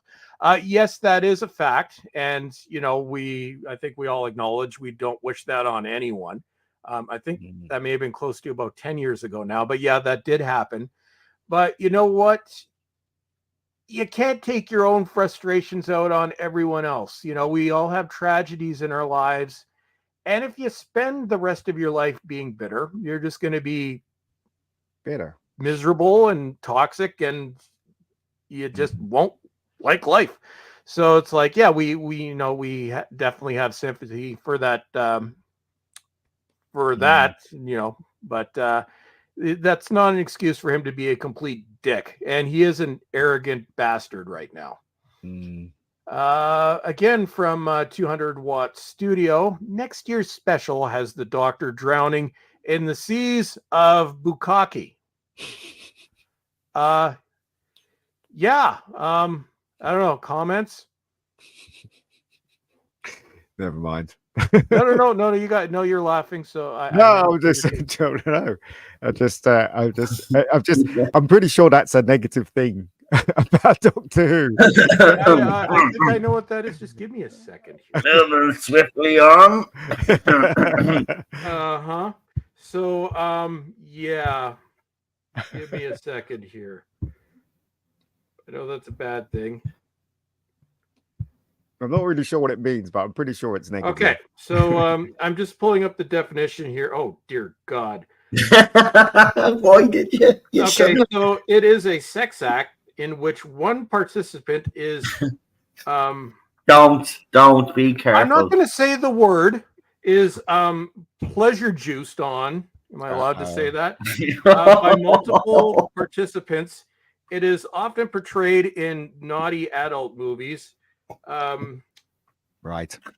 Yeah. So, Oh God. oh dear God, that takes on a new. Okay. So, yes, that's that. Moving You're on. unbelievable. Thank you, but thank you for the $5 super chat. You've just given me an image that I will not be getting out of my head anytime soon. And what I just look, I've probably got a virus on my phone now. I'm looking that up.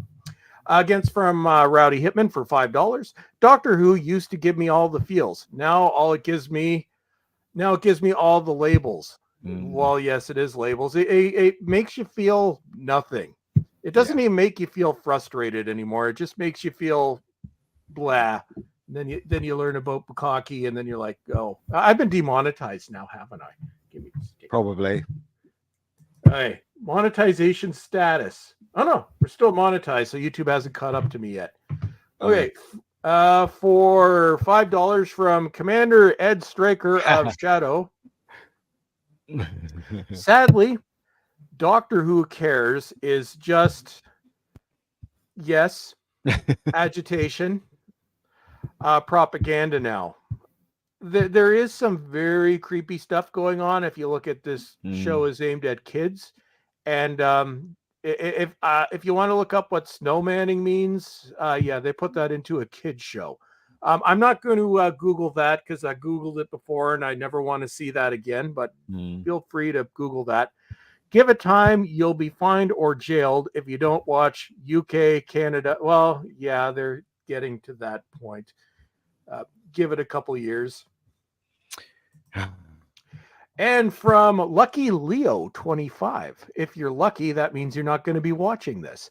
Let's be honest, Dr. Nutty is RTD's punk.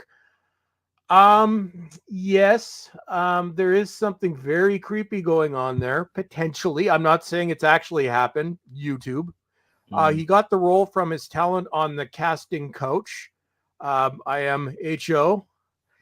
I'm not going to say that there isn't. Ian, help me out here so I don't get myself in trouble with YouTube. I'm not going to say anything. Well, you know what, right?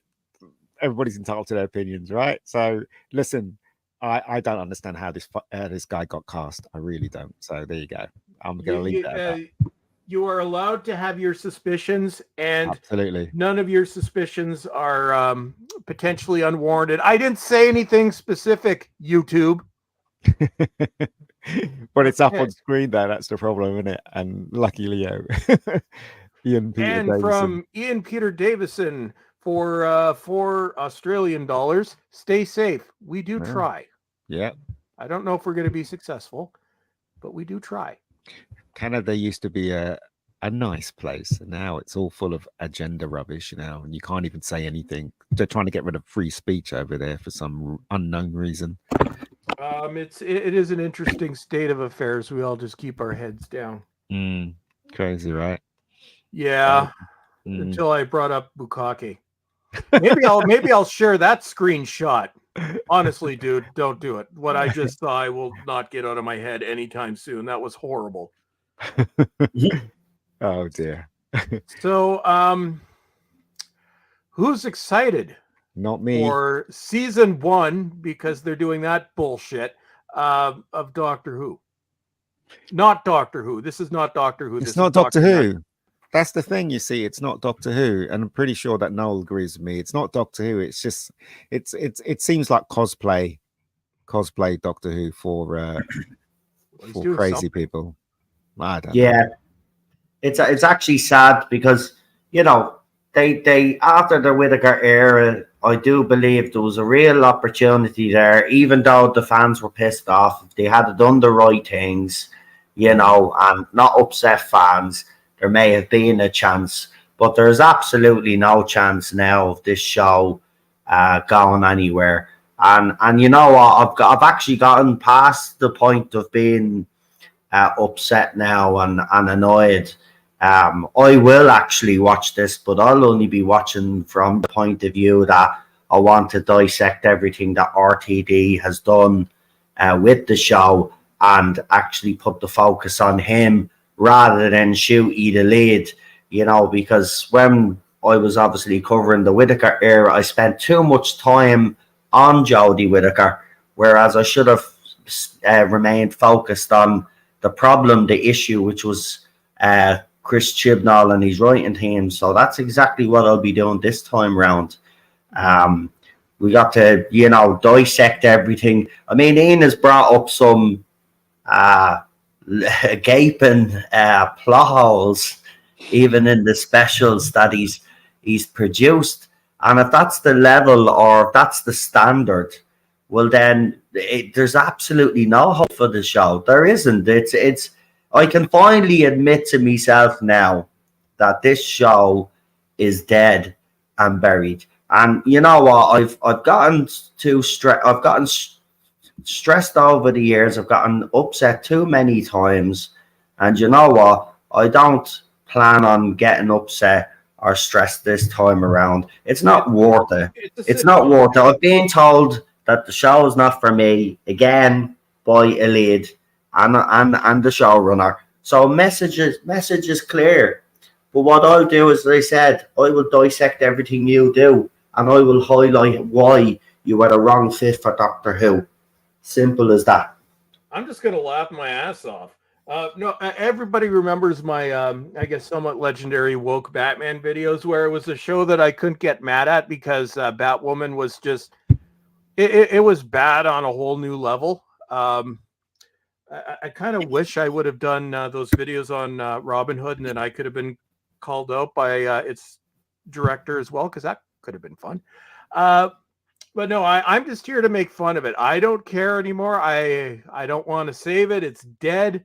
There's no point exposing it anymore because they're going to be busy exposing themselves on the show before long. I don't care. I think it is absolutely hilarious, and that's what I'm going with. And it's also fascinating. You have to admit, this is fascinating how the show has fallen so far. And the, shall we call it, publicity tour that Dr. Nutty is going on, I've never seen it quite to this level before. And I've never seen this level of self-sabotage. Well, So, as a fan of Doctor Who, I'm not going to be watching Doctor Who because this isn't Doctor Who. It's as simple as that. You know, as I said, knock yourself out, guys. You know, and if you want to review it, it's fine with me. I'll probably watch. You know, if Noel puts one out, I'll probably watch that. You know, if you're going to put one out, Bolstrick, I'll definitely watch that. But I'm not going to be touching this at all. Again, on moral grounds, for me anyway. Moral grounds. I'm only watching. I'll admit, I'm only watching to make money off it. Yeah, but that's fine. That's fine. Because you know what? I absolutely, for the first time in my life, I do not absolutely care.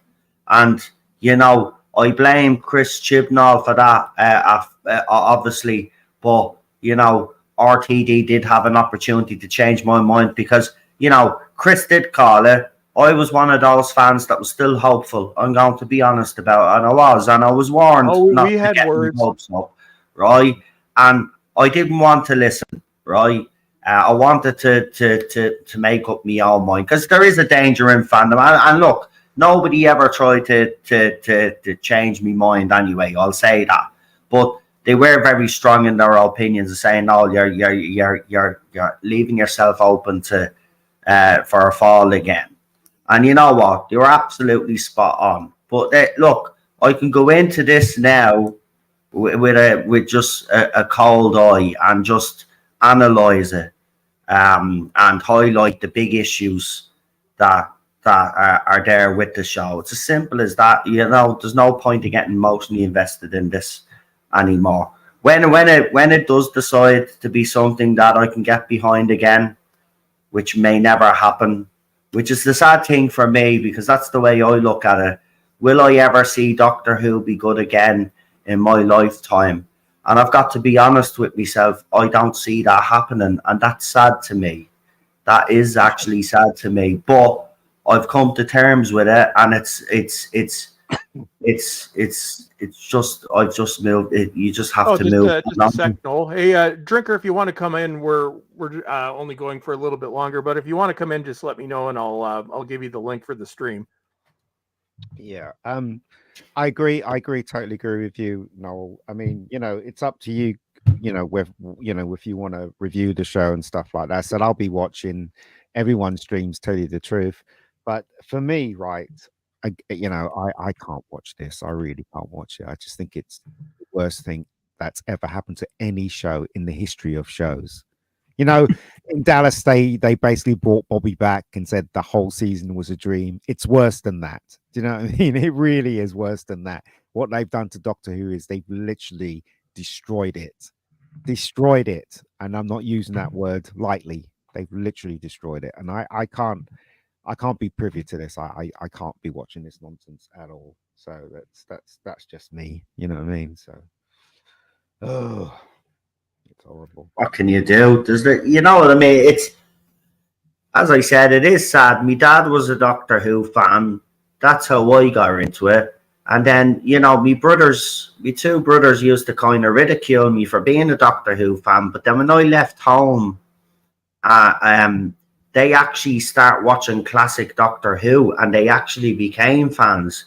So in a kind of way, if I hadn't watched the new Who, they wouldn't have been fans of the show.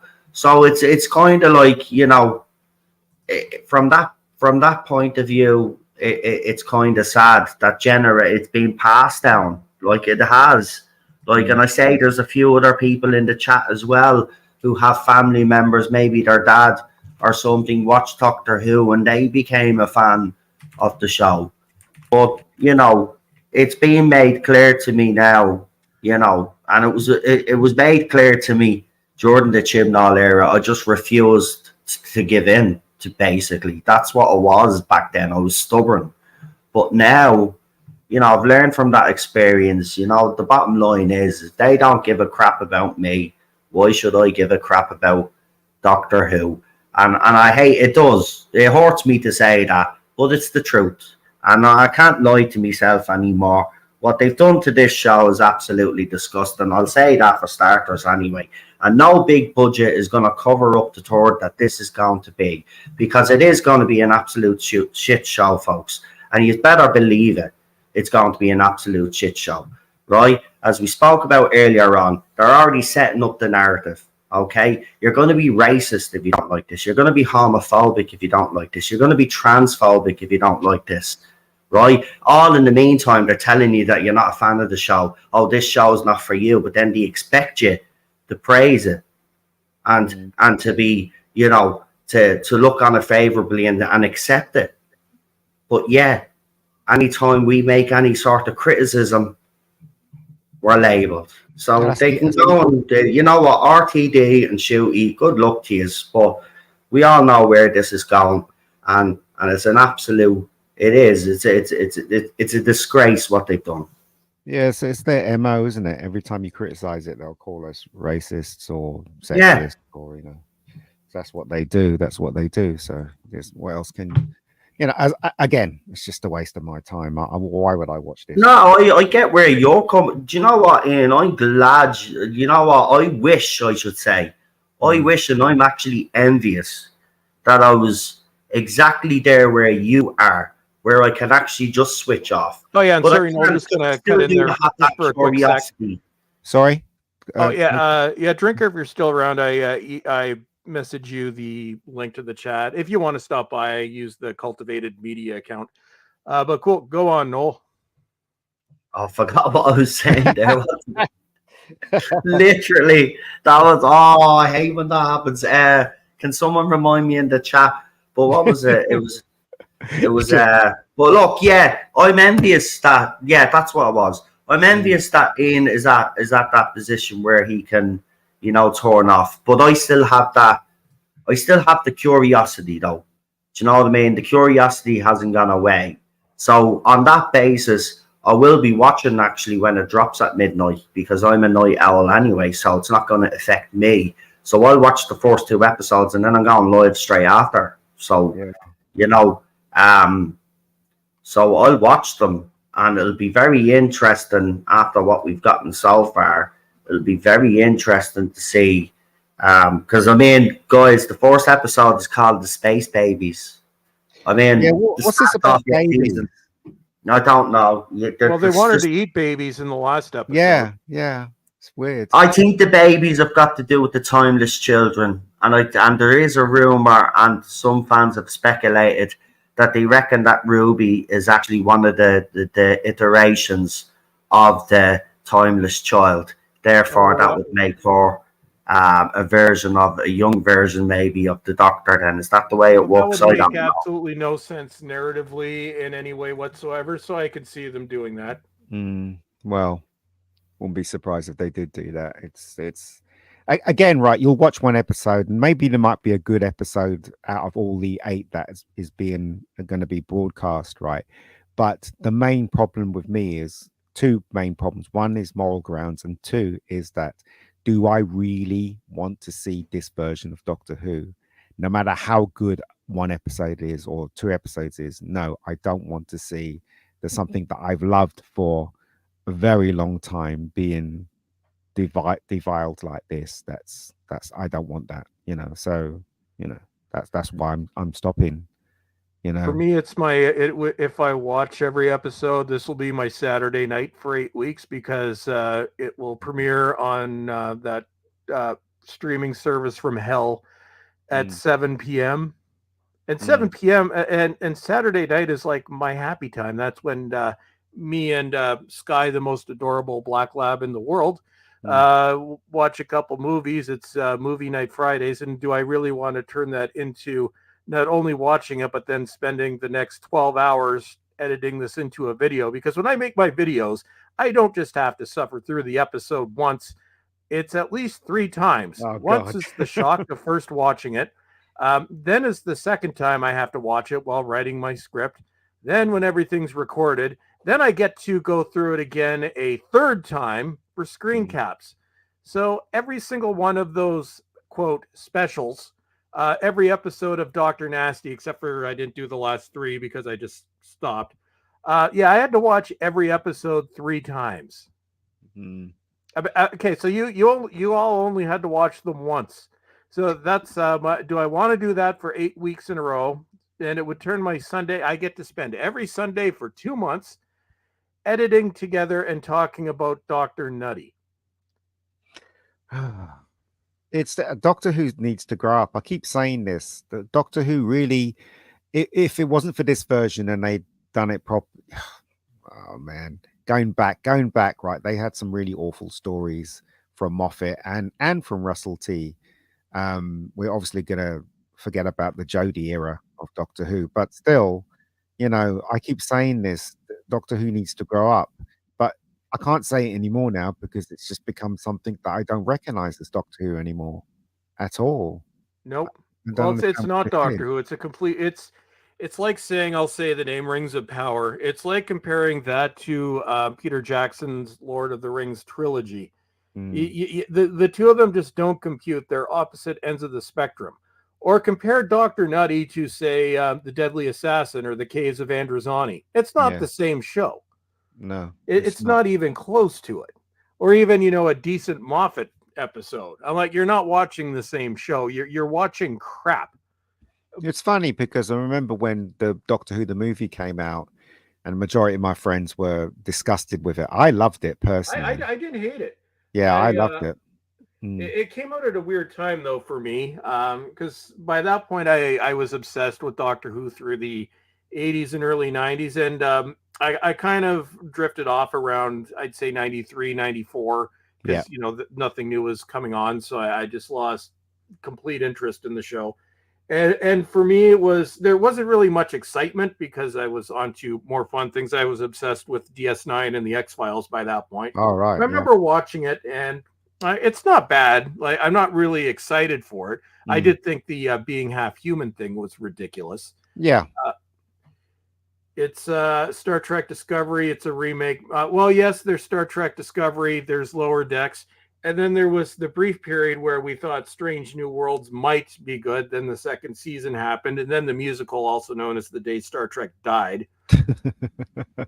Just seriously, this is the day Doctor Who died. I'm telling you now. This is The problem is absolutely it's died so many times now. Yeah, I know. You can't kill it. I'm like, I guess it died with the casting. Then I think it died with Arachnids in the UK.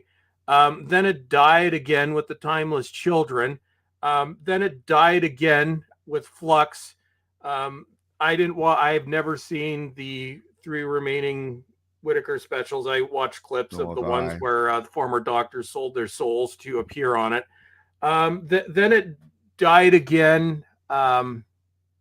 Actually, it's kind of dying repeatedly right now. It's bludgeoned to death. It's like it's a corpse. The corpse has been there for years. The corpse has been there. The corpse got very, very sick around 2015, and then finally died in 2018. And they've dug up this corpse, and they're having relations with the corpse. They can't get enough of the corpse. Nobody wants to have anything to do with the corpse. The corpse smells. I'm like, it's disgusting. They didn't even bother with them bombing. They just threw it in the box. So now you've got this rotting maggot infested thing that you used to love, and they won't stop. And now they've got it. Now they put it in a kilt. And so the corpse is now standing up. They got it on a chair, sort of in the middle of the square. Nobody wants anything to do with the corpse. Nobody's watching the corpse. The corpse keeps going. And just when you think things aren't going to get worse with the corpse, then we get really nasty with the corpse. And then we learn about Bukkake. Seriously, I refuse to have this show make me get angry or anything like that. As I said, it's you can't done. get angry. We're past Done. it's like, okay, there's what are the stages of grief? Just a minute, I'm gonna pull up the list here, and then we're before we finish off, we'll just summarize what we've been through. So I got, Bukkake's still on my phone. Oh, that is disgusting. Okay, just a minute. Okay, stages of grief list. Get these in the right order. Okay. So the 5 stages. So this is where we've been with so denial. That would be probably around 2015. No, it's not getting progressive. No, Clara's speech to Cave Dude. No, men are toxic. Whittaker comes. Oh no, this is just a phase. It'll be fine. We're in denial. Some people are still in denial. Oh, RTD's coming back. Denial. I think this is going to be great. No, denial. Then you have anger. I watch any of my videos over a 5-year period. God damn it! There you got one of my screen. Oh, I'm sorry, Sky. I scared the crap out of my puppy. So that was my anger. That's angry bullstruck. Then bargaining.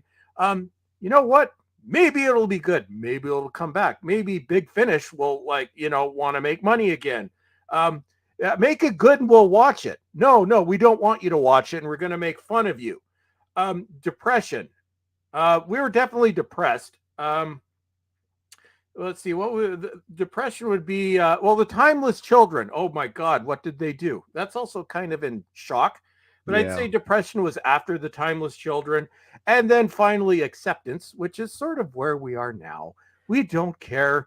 It's ridiculous. This is a joke. Let's laugh. Doctor Who is dead. Doctor Who's been dead for years. It started to die in 2015. So the last season of Doctor Who we had that everybody liked that I liked, was Capaldi's first season. That was 2014. 2014 was 10 years ago. So let's face it, the show we loved has been gone for at least 10 years. Some people would say more. So we have been through the 5 stages of grief. But the thing is, though, the acceptance, I believe that some people are not there yet with acceptance at all. There's still some there. I don't know. After watching what they did to David Tennant, I don't know how you could still be in denial over this. It was shocking how bad it was. It was shocking how everybody involved with the show 20 years ago put out that. But I'm really, as I said, it's really tainted the way I think of David Tennant now. It's I can't watch him anymore. Nor can I. I think the only era of Doctor Who, and I can't stand New Who. It's turned me off to the whole thing. I think the only era I might be able to watch again is the Matt Smith era because it has been the least sullied. But everything before and after, I'm like, the RTD1 era is now Yeah. completely tied forever with what we saw last fall. Capaldi is forever tied with what happened with the second and third seasons, and right. we know what came after that. Mm. Whereas Matt Smith, even though Moffat has also sold his soul, Matt Smith doesn't want to have anything to do with Doctor Who. It's pretty obvious because he's been recast. Karen Gillan is way too big now for Doctor Who. Has been pretty much. I think even when she was still doing Doctor Who, she was probably too big for the show. Yep.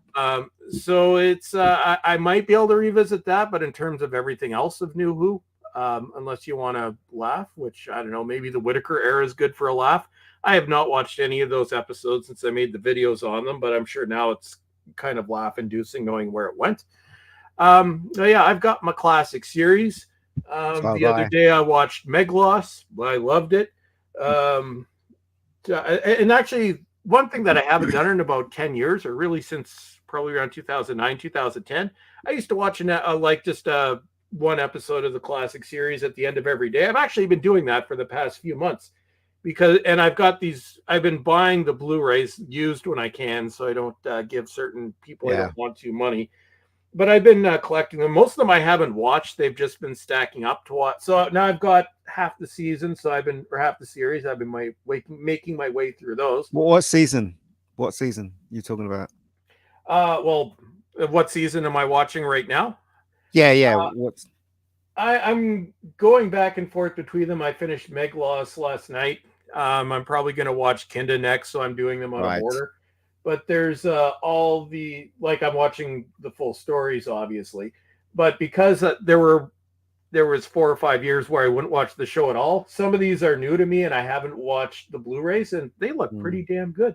They do. They do. We've got the One Hartnell season, which sadly it's his weakest season, but I'm going to watch that one all the way through. I'm going to wait until we get all the Tom Bakers, then I'm going to marathon that from beginning to end. Watch your Classic Who if you got the Blu-rays. But my recommendation, if you can buy them used, that way you're not giving these people money, although they're not always available used. And the good thing is in Region 1, it's distributed by Warner. If you want to give Warner your money, and that's questionable now as well. It's distributed by Warner over there. Huh? It's distributed by Warner. You didn't know that? No. Up until the first 5 years it was coming out, the Warner logo was on the DVDs. And when you started it up, you'd get like the Warner Brothers screen before it goes into the BBC. Oh, wow, screen. really? Wow. They stopped that when it morphed into 2 Entertain, which I think is gone now. But after that, all Warner just distributed them, but they weren't mentioned anywhere in the packaging. So, but that's my concern is just buy the classic DVDs if you want, because I don't think they're selling very well given the state of the show. But for me, that's after I get the last of the DVDs the Blu-rays. I'm pretty much done. I'm happy. I can watch those. I've been watching these shows for 40 years. I'm fine. I can never remember the name of the episode, but I watched the one where Adric died, and I was saying to somebody, Earthshock. That's it, Earthshock. I was saying to someone that I remember watching it when it was first broadcast, and I laughed because I didn't like Adric at all. I just thought it was funny that he died. But watching it again, I was quite moved that he died. It had an impact on me because the way they did it is it's not something that you expect on Doctor Who. Okay, he's going to save them. He's going to save him. Oh, they actually killed him. And then I love the way they end that episode where it's the only episode in the classic series where there's no music. You just see his mathematical badge and then just the scrolling text. I love the way they did that. Yeah, and the performances between Tegan and Nissa were really good as well. When they broke down and stuff. Again, I hadn't watched it in years. Watching it again, I actually felt for him. But when I first watched it, because I didn't like him at all, I thought he was irritating. I thought, yeah, good. But now I think differently now. It just goes to show, doesn't it? But in Waterhouse, he seems to be a nice guy. I'm like, he doesn't seem to be one of the toxic ones. So he's I think he's in his 60s now, which is scary enough. Yeah, but I actually, even though it's not on Blu-ray yet, but I watched The Caves of Androzani because I still have the DVD. To this day, I'm blown away how good that story is. I'd say it's not only probably the best, like Deadly Assassin is my favorite story, but Caves of Androzani is probably, I think it's up there as being one of the best pieces of television ever produced, just from beginning to end. And you think of poor Peter Davison, and he said if his second season had been like his third, he would have done a fourth season, because you look at the quality, and he ends on Doctor Who's masterpiece. And then after that, we get the Twin Dilemma literally a week later. So Colin Baker had everything against him from the beginning. Yeah, he did. But I mean, I originally didn't like Peter Davison. I liked his costume and stuff, but I found most of his episodes quite dull. In my opinion, I was so sad when he was a kid. Like I was, I guess you could say Peter Davison is my Doctor, because it's the first one that I remember all the way through. But when I was really young, like my earliest memory, and I've said this before, is Destiny of the Daleks. Yeah. And I just, all I remember is just the Daleks who scared me, the guy with the curly hair, and the music which scared the living crap out of me. And this would have been 1981, so I would have been about 3 when it aired in Canada. And I remember, and it was on TV Ontario every Saturday night at 7:30. My dad's a big Doctor Who fan, although he checked out with Whittaker along with everybody else. But I watch it with my dad every Saturday. So I remember I really liked the guy with the curly hair, and I remember watching State of Decay for the first time and being absolutely terrified. Yeah. And in my nightmares, I can still see those caskets and the fangs. And then I don't think anybody here even knew that, because there was no internet. It wasn't really covered in magazines. I don't think anybody knew Peter Davis or Tom Baker was going to die, even though we got it several months later in North America.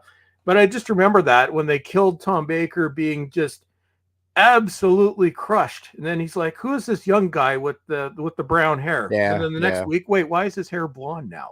It took me a while to get into it, but I eventually, and I remember watching Kinda for the first time, which I'm terrified of snakes, have been all my life. But I remember that just, and even by today's standards, that's a creepy episode. Yeah, but they redid the one of the best things about my season 20 box set of Peter Davison is that I like watching the episodes where they redo the effects. I mean, I it has both on the box. Yeah, I never watched maybe I do. I might watch it because I said that's the one. Yeah, but I love it when they redo the effects. They redid the snake in that one, and it's better. I might check it out. Yeah, it's much better. It's much better. So, but I just love the whole idea of Doctor Who, the whole concept of Doctor Who, the whole the whole thing.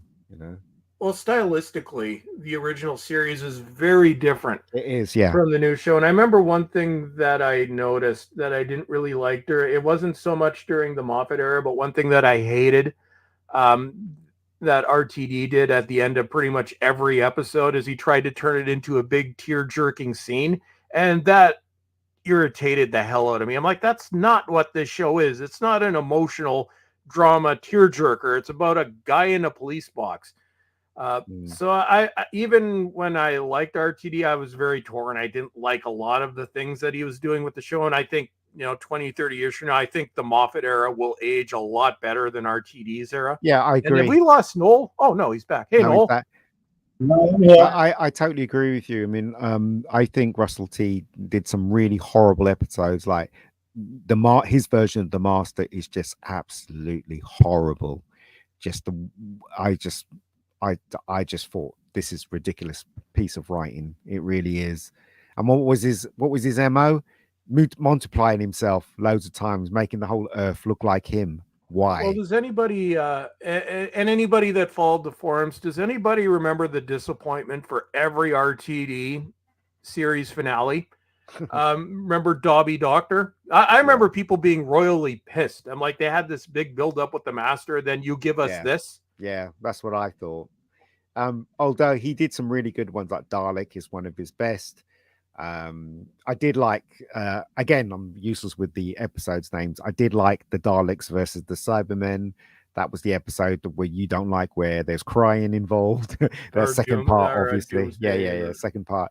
But I did understand that Doctor Who had to evolve, because I remember watching. I always say this to people. I remember watching the Doctor Who the movie, and a lot of my friends really hated it. But I said to them, this is the way forward for Doctor Who. This is the way. I mean, barring the bit where he says his mother's, from Earth, whatever. But this is where it should go. It has to evolve. You can't stay in the 80s, the 70s and the 80s. It has to evolve. It has to be something else. And it did. When Russell T took over, he did make it something else, and he did make it. It was the same, but it was different, if you know what I mean. And then, and the icing on the cake was that when Moffat was showrunner, in my opinion, it got better with Matt Smith. There were some crappy episodes of Matt Smith, but it did get better, and then it died after that. Yeah. Well, one thing I'd say with Doctor Who, and this has occurred to me with several other shows, I think there are some shows that are of their time. Yeah. And I think Doctor Who is one of those. I don't think the original idea by the 2000s, I don't think it would have resonated. And you could say that I don't think Star Trek resonates in current year.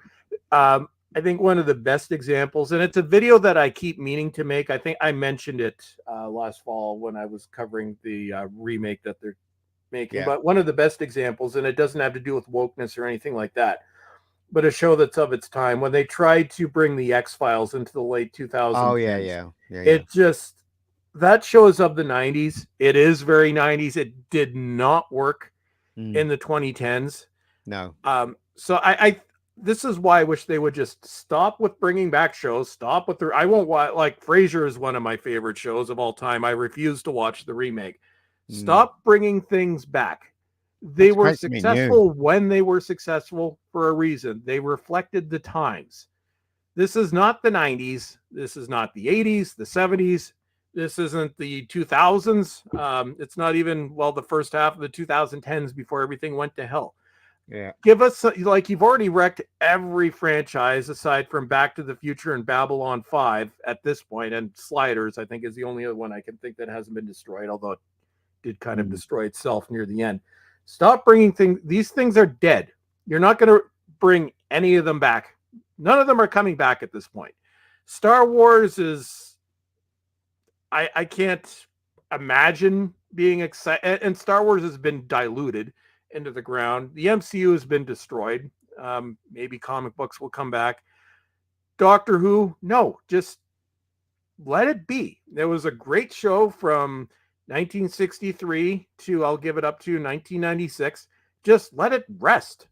Don't bring it back. It's dead. It doesn't fit into modern times. You try and fit it into modern times, you get, you could do better than what they've been doing. But just I don't know. I think if I was showrunner of Doctor Who, I think I can bring it back personally, and I think I can bring it back properly. That it will talk to, I mean, let's face it, right? TV is dying, right? So the question is, if you're gonna bring Doctor Who back, do it in such a way that the old fans, because what's left is the old fans. Well, you'd be one of the people that, like, I couldn't do it because, I couldn't write or direct television to save my ass. Like, you've proven yourself as a writer or director. So you are one of the few people I would say that you actually know what you're talking about when it comes to this. Well, and you could definitely make something better than what they've been doing. Yeah, well, anyone can, right? Anyone that doesn't have the agenda under their belt can make something better than what's happening in Hollywood now. So what I'm saying is that I personally think that if we had the right showrunner, someone that can bring a fresh take to Doctor Who, because obviously Russell's just going back to the well, isn't he, and adding on the agenda right on top of it in thick layers. That's what he's doing. Yeah. What we need someone to come and take Doctor Who over and sort of redo it in a way that it's different, but it's the same. Do you know what I mean? Yeah. And there are people out there that can do that. So, And they're not getting work. That's the of course problem. they're not. Of course they're not, and that's the problem, isn't it? So, And you're in the industry, so you know. well, how to I'm not really. I'm the outskirts. I'm in the Yeah. independent sector. So I've never been part of the industry at all. To tell you the truth, I'm on the outskirts. I'm an independent filmmaker. So that's the thing. But as I said, it's you know, with Star Wars, it's completely destroyed now. But the only way to bring it back is for the people that are in charge of Star Wars is to have a press conference and then to say that everything that came after like Return that. of the Jedi. Please change Yeah. the image. Tell you what, we don't want to watch Dr. Nutty anymore, so I'm going Yeah. to do this. There. Right. No, what I'm saying is that to bring Star Wars back, somebody from Disney has to go on stage in a world press thing and say, look, everything that we shot after the prequels is going to be null and void. We're starting again. That's the only way it's going to have life, right? Star Wars is weird because the other destroyed franchises have hundreds upon hundreds of episodes.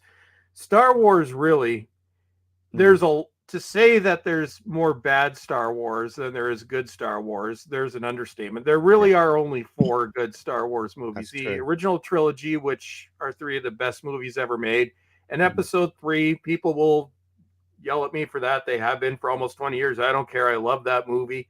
But what else do you have? You have episode 1 and 2. It's debatable which of them are the worst. Then after that, you have Disney Star Wars. Hello, Yeah. Noel. But hello. You just have to just say, look, Disney Star Wars doesn't exist anymore. Let's just start again. If they said that, the whole world would be talking. But you can rectify Star Wars. That's the thing. That's right. You can actually fix Star Wars, whereas you can't fix Doctor Who because they fundamentally changed the origins of the character. Remember, we've also got Cyber Lords out there as well. We got the Timeless Children nonsense. We got Flux now, so the universe. Is he going to explain that? I mean, look, it's dead in the water. There's no. I mean, it's going to need a miracle. The only way that this show is successful is if the world ends on the night that it's actually aired, because then, the world ends. Then it'll be a success, won't it? Because nobody be around. And I just gotta say, and yes, I do like Rogue One. That's what they should have done. So okay, 5. Yeah.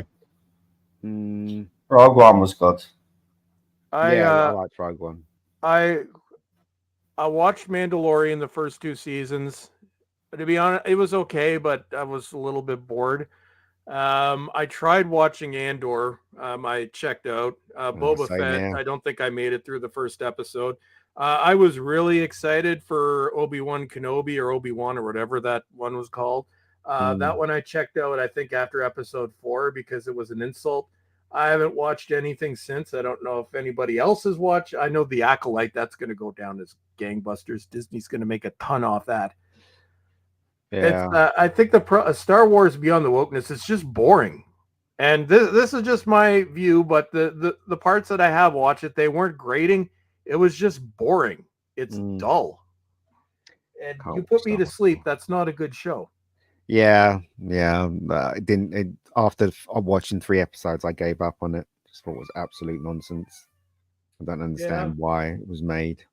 Personally. Well, they thought they were going to make money. They never did. Now I guess it's just pushing the message. I canceled Disney Plus in early 2023. I haven't missed it for a second because there's literally nothing on that streaming service I'll watch.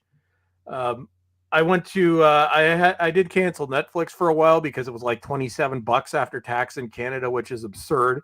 I ended up getting the ad tier, and that's grating because now they're all ESG ads and it's awful, and they're Canadian ads because it's Canadian Netflix, and you have just look up Canadian ads. They must be seen to be believed. They're worse than UK ads. I liked Andor. I have heard a lot of people liked Andor. A lot of people say that. I think it's maybe I'm so checked out of Star Wars. I couldn't get into it. It didn't annoy me like the other shows did. It was just, dead,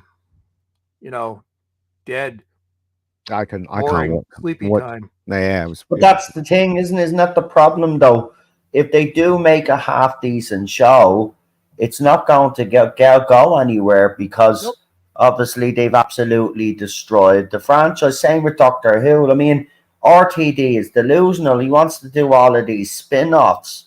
I mean, I'm sorry, mate, but your spin-offs aren't going to do good even if they are better than the main show, because for the simple fact is the main show is not great. How are you going to entice an audience to watch spin-offs if they're not even tuning in to watch your main show? And what he thinks he's doing is, if we can bring any of the doctors. Okay, so let's look at the doctors you have. So David Tennant, I guess he has David Tennant. You're not going to get Matt Smith. You're not going to get Peter Capaldi. You could probably get Dr. Nasty. You have 4 original series doctors around. Tom Baker is in his 90s. Sylvester McCoy and Colin Baker are in their 80s. Peter Davison is in his 70s. He's the only one that is young enough where he might be able to pull something off. But even Peter Davison, I think there was an article somewhere. He's like, "What? I can come back?" I'm like, "Okay, you can bring back David Tennant." Everybody else is, they can do the audios because it doesn't require physical acting. But I know Colin Baker. I know he hasn't been well for a while, and Tom Baker's 90. He's in very good shape for his age. But you're not going to get any of these. Either they're too old to do it, or they're not going to come back anyway, because even Big Finish had to recast them for reasons. But William Shatner has given his permission for a company that does AI to have his image. So when he dies, his family is going to get money if they use his image in shows, because AI is becoming incredibly realistic now. So in the next 5 years, you'll be able to prompt AI and it'll make someone, and it can look real. So that's what I'm saying. So I think that might happen in the future. There's always going to be an element of the uncanny valley. No. Have you seen some of the stuff now? I find it creepy. I'll be honest, AI scares the living shit out of me if you actually look into me too, what can happen, which is why I'm glad I'm past the halfway point in my life, because if they don't put the brakes on this, we're all I'll get demonetized anyway. We're all fucked. But you should see what they can do for AI these days. It's incredible. They showed a video of this Chinese woman walking down Chinatown, and if you look at it, it looks so real. It's incredible. So as I'm saying, if they're doing that now, imagine in the next 5 years' time, they could create Peter Davison in a Doctor Who episode that was scripted today. So that's what I'm saying. That's where it's going. So like they hate Shatner as well. Yep. Yeah. I'd hope there's a stipulation in there where you can't use his likeness for certain things. Yeah, because we know what William Shatner's politics are, and we know what he would support and what he doesn't support. And I think it would be completely disrespectful, although they'd probably do it for that reason, to bring Captain Kirk into the woke world. Well, they've already done it, haven't they? Not with William Shatner. Oh, right. Yeah, sure. I think he's not going to allow that. I think there's got to be stipulations. He's not a stupid man, old William Shatner. So no, the guy is. I don't think he gets credit. The guy is this is a Shakespearean trained actor. Yeah. He got his start in Stratford. I used to live just outside of Stratford at one point, actually. Doing Shakespeare. He's a Shakespearean trained actor. Yeah. The guy apparently even in his 90s is reading a book a day or something like that. He said he rarely watches TV. He prefers to read. He's very well read. And he's what, 90? Oh God, he'd be 93 this year, I think. Same thing. Clint Eastwood's 93 as well, isn't he? Yep. And they're sharp. You listen to them talk, and you're not. They could pass for, I don't know, maybe 70. Yeah. It's like we won't survive that long. Well, I don't know. I have 90s wishful thinking. Yeah, it's again, right. It makes me feel sad when I watch these people that I admired and see how old they are now. I mean, I know everybody gets old. The worst one's got to be for me is Phil Collins. When I see Phil Collins is now, I'm really sad. He's unwell too. Like there's I've read I guess it's actually really sad what's happened to him. Yeah. I guess he's in his 80s now, isn't he? Yes. Yeah, I think so. Yeah, I'm not but sure. there was dementia, and I remember his caregiver, like the guy was going weeks without showering apparently and things Yeah. like that. I'm like, damn. But when you realize it's like everybody I grew up admiring is at least in their 50s now. Yeah. It's like I saw something on Facebook had Ralph Macchio, and he's the same age as Pat Moriarty? Is it Pat Moriarty? Pat Moriarty, whatever his name is, who played Mr. Miyagi. He's the same age as Mr. Miyagi now. Do you know what I mean? When Mr. Miyagi was alive. So that's madness, isn't it? This is how much time that's gone by for us. Basically, all my heroes are dying. I just like William Shatner and Tom Baker were probably my two childhood heroes. Yeah. And it's just like they're both in their 90s. Like it just boggles the mind. And when I became fans of both of them, they were in their 40s. Like, damn. Yeah, it's absolute madness, isn't it? But you know what, right? Everybody has to go sometime. it's what's going to happen to all of us, really. So look at poor Betty White. Yeah. She was a week from turning 100. I know.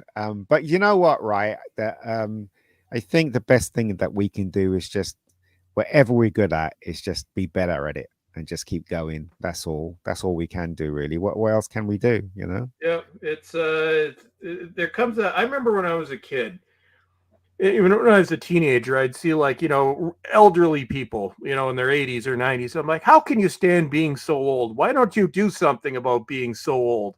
I'd see middle-aged people. It must suck to be middle-aged. You need to do something about that. And then one day you realize, oh my God, oh Jesus, I am that now. Yeah. Well, I don't like using the word old. Mature, maybe retro. I'll go with retro. Hey, retro. We're lucky because we got to experience the 80s. We got to experience the 90s. That's right. When times were good. And I was around in the late 70s. I just don't remember because I was not very I won't use the word old, experienced at life. But I'm glad I was a kid in the 80s and a teenager in the 90s. I think it was the perfect time. And I feel bad for kids today because this is not the world that we grew up in. Right, Noel? No, Yeah. I don't know what Noel's doing. Noel's chilling. I'm just chilling, listening to the conversation. But yeah, it's we never get those days back, of course. But yeah, it's at least we can say that we actually lived in a time where the human race wasn't absolutely batshit crazy and everybody had common sense and they followed logic and the facts and the science, But, if I had a time machine now, I'd be there. I'd be saying, feck off to you all now, and I'd be back there. I'd forge a life in the 80s. The internet, dude. The internet is the worst thing that ever happened to humanity because it was. I don't. I miss the days when all you had was your telephone on the wall, and if you had a computer, you'd play games on it with the Commodore 64. Yeah. And as the internet has evolved, society has gotten worse, and we've all watched that happen in real time. And I think the smartphone and social media was the death knell. And it's an interesting sociological experiment or study. You go anywhere now, what do you see? Everybody's on their phone. Nobody talks. Do you know what, though? One man that was ahead of you all on that was David Bowie. He exactly said it. Yep. With the internet. I've seen that. I've seen that interview. But say we're all to go back into say we go back to 1995. I was 17. Noel's a year younger than me. You would have been 16. I won't give away Ian's age, but he's a little bit older than the rest of us. Let's just say we're back in, I don't know, it's September 15th, 1995. We're in that time. Okay, so we're going to give you all, you're all happy with your grunge music and your long hair, and flannel was still in back then, and you're watching your DS9 and your X-Files, and you're out enjoying things. Well, here we're going to take you on a journey. We'll do an even 30 years. September 1994. I'm 16. Noel's 15. Ian's a little bit older than the rest of us. I'm having fun. I'm smoking my it's legal in Canada, my marijuanas. I'm getting drunk for the first few times. I just chain smoking cigarettes. I think I'm cool. I think I'm Kurt Cobain. They say, okay, young Bowles Trek, young Noel, young Ian. Just get in my little time machine here. We're going to go 30 years in the future. Okay, Carla. We're going to go forward in time, 1994 to 2024, and you're going to see what the world is like. Okay, so all you see is everybody's on smartphones. Everybody's angry. Everything on TV sucks. You're amazed to find out that some of your new shows or favorite shows or franchises are around, and they're horrible. It's like, oh, you like Star Trek. You're into DS9. Okay, well, here's this thing. Here's the Strange New Worlds musical. This is what happens with that. Oh, you like the X-Files. Okay, well, how about here's the 2018 version of the X-Files. You can see what happened to that.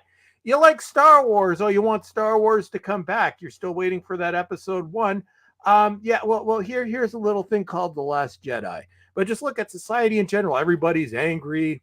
It's like everybody's hair is a different color. You can go you'll be sent to jail for saying certain things.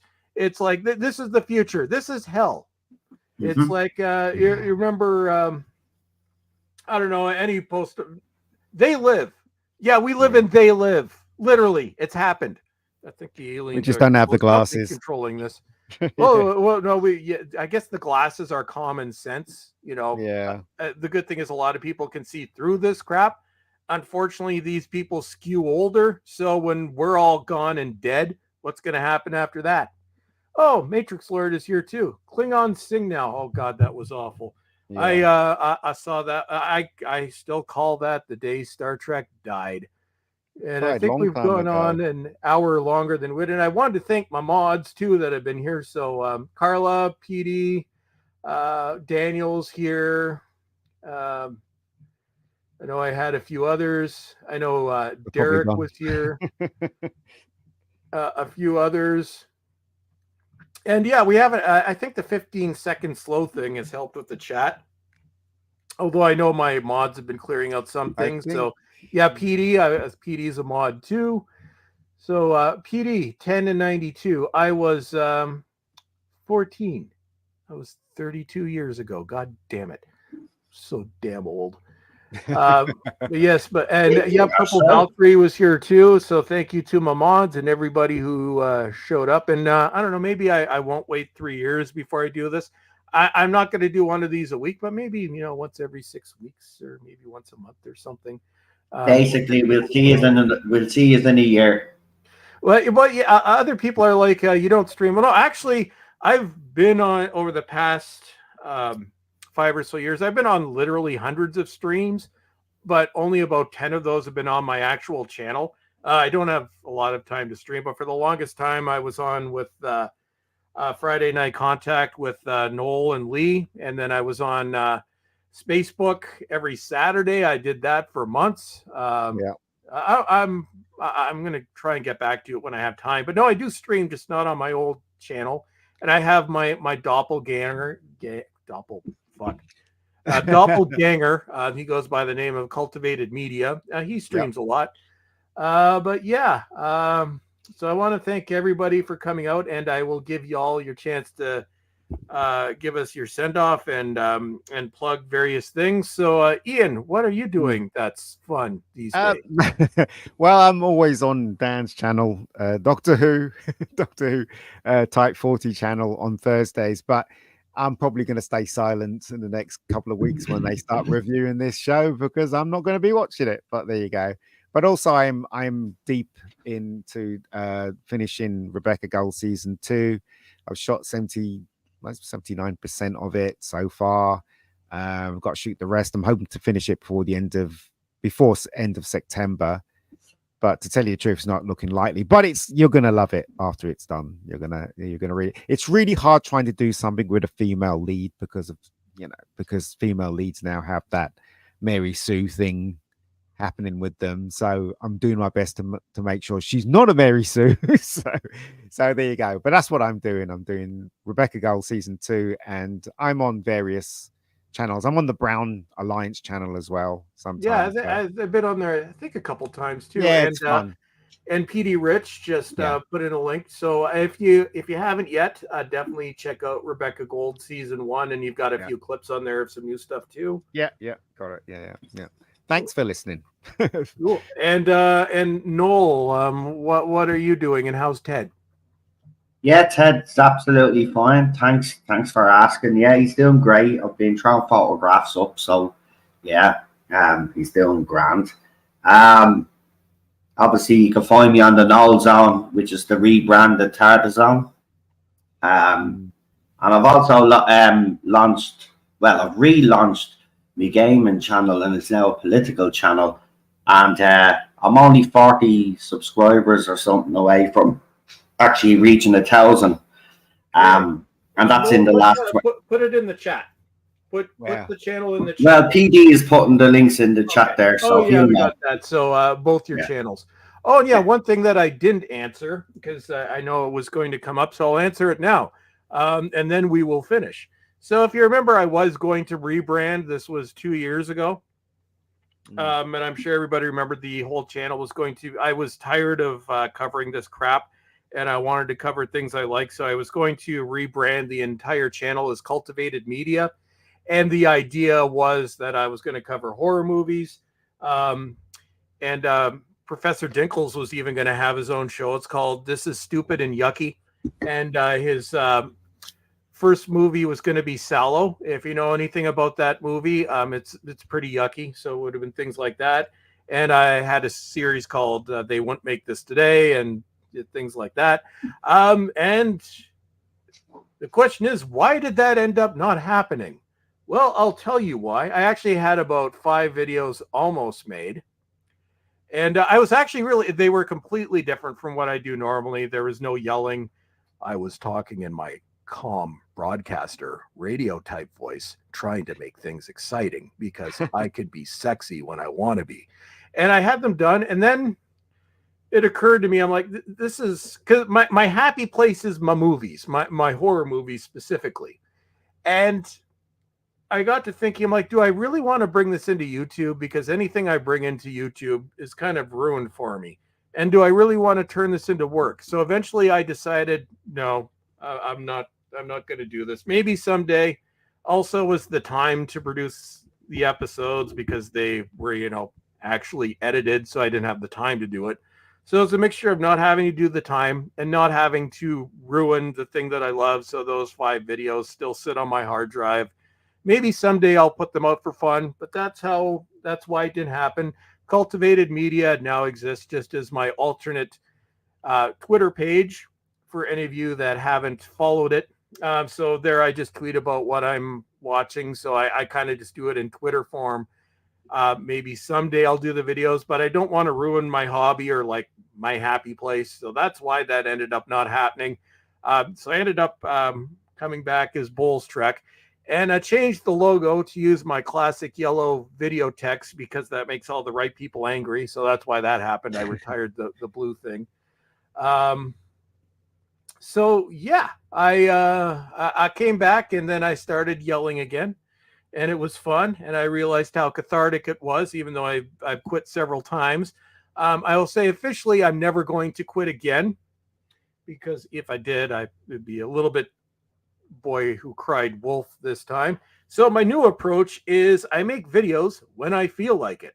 And if I feel like briefly going back to full time, like I did for a couple months last fall, because for some reason I had the drive to make videos, I'll do that. If I feel like making one video every few months, I'll do that. If I don't feel like making any videos for 2 years, you won't see me for 2 years. Maybe you'll get more than one live stream every 3 years. The only thing I'm committing to is I did say I will review the first episode of Dr. Nutty. I'm going woke Batman on that. And then we'll see what happens. If I end up doing it for all 8 weeks, I will have gone insane by the end. And I will be completely miserable. And after 8 weeks of that, it's likely you won't see me for another year, or I'll come back. And literally my return to YouTube was on the spur of the moment. It wasn't even Doctor Who. I was watching the Marvels and seeing the catastrophe that was. I'm like, I'm going to make a video. And it was fun. And then I made a bunch of videos. Then the GOAT came back. And the GOAT is, in case you're wondering where the GOAT is, he will be coming back. But I let him take over my channel back in December, I think it was. So the story, the way the GOAT tells me, is he got banished because he said some naughty things. Then they stripped him of his PhD. Then he got arrested. Then he was sent to a reprogramming facility. The GOAT didn't take very well to that. So to quote, to escape from this, this is a quote directly from the GOAT. He bit a guard in the bum and then threw his ass into a wood chipper. And this got the GOAT into a little bit of trouble. So he's right now on the lam from the cops because obviously they want to talk to him about the wood chipper. It was yucky. And then the GOAT pooped next to the wood chipper, leaving behind his DNA. He thought he was being funny, but he was really being stupid. So right now, I don't know where the GOAT is. He's hiding out. He's under an assumed identity. Until we get this wood chipper thing sorted out. But at some point, the GOAT is going to come back. So that's the story of the GOAT. Okay. And that's more exciting than anything that RTD has written to the And the GOAT is real. I have nothing to do with the GOAT. I can't control. I gave him the password to my channel, and sometimes he just takes it over. And he's real. He is in no way am I associated in any way with the GOAT. Do you know what? Definitely not me. There's a lot of YouTubers that actually have stopped. Successful YouTubers in what 2 years that literally stopped. You have to be careful because you could be a slave to YouTube. Do you know what I mean? It could drain you. Well, that's why I only did the full-time experiment once. It was 5 years ago. Yeah, I was miserable, and I'm never doing that again. I don't want my livelihood to depend on YouTube because I would be poor because I've been demonetized and shadow banned into oblivion. So that would be an unpleasant experience. But that's what I realized very quickly after a couple months of doing it. I'm like, I'm not enjoying any of this. This is horrible. Yeah. And then, we all have bills to pay and you do a video, spend, some of my videos, I'll spend 8-12 hours on. I'm like, okay, here's my work for the day. Oh, yellow $sign demonetized. Okay, I'm not getting paid for work today. So I'm never doing full-time again. I just do it when I feel like it. Yep, good on you. Yep, definitely. I say you can't be a slave to YouTube. It'll drain you. No, it's miserable. So now it's just like this live stream was a spur of the moment thing. Well, Noel's like, we should really talk about various happenings currently. I'm like, yeah, and like, out of hell with it. I'm going to do it on my own channel. We'll see how this goes. And I'm just going to see if I've been demonetized before we finish off, because I guarantee I probably have been. Okay, YouTube Studio, channel content, live, refresh. Oh no, I'm still monetized. There you go. Although I like monetized it halfway through the stream, so maybe that's why. Who knows? I'll make a couple pennies. So thank you. And I want to thank everybody. We still have 229 people that have been listening to me ramble for 2 hours and 43 minutes, which was not my intention. So thank you to Gary, Noel, and Ian, and my mods, and everybody that came out. We'll be doing this again. And I bid you bonsoir, mes amis, et avoir une bonne journée. Ta-da, everybody.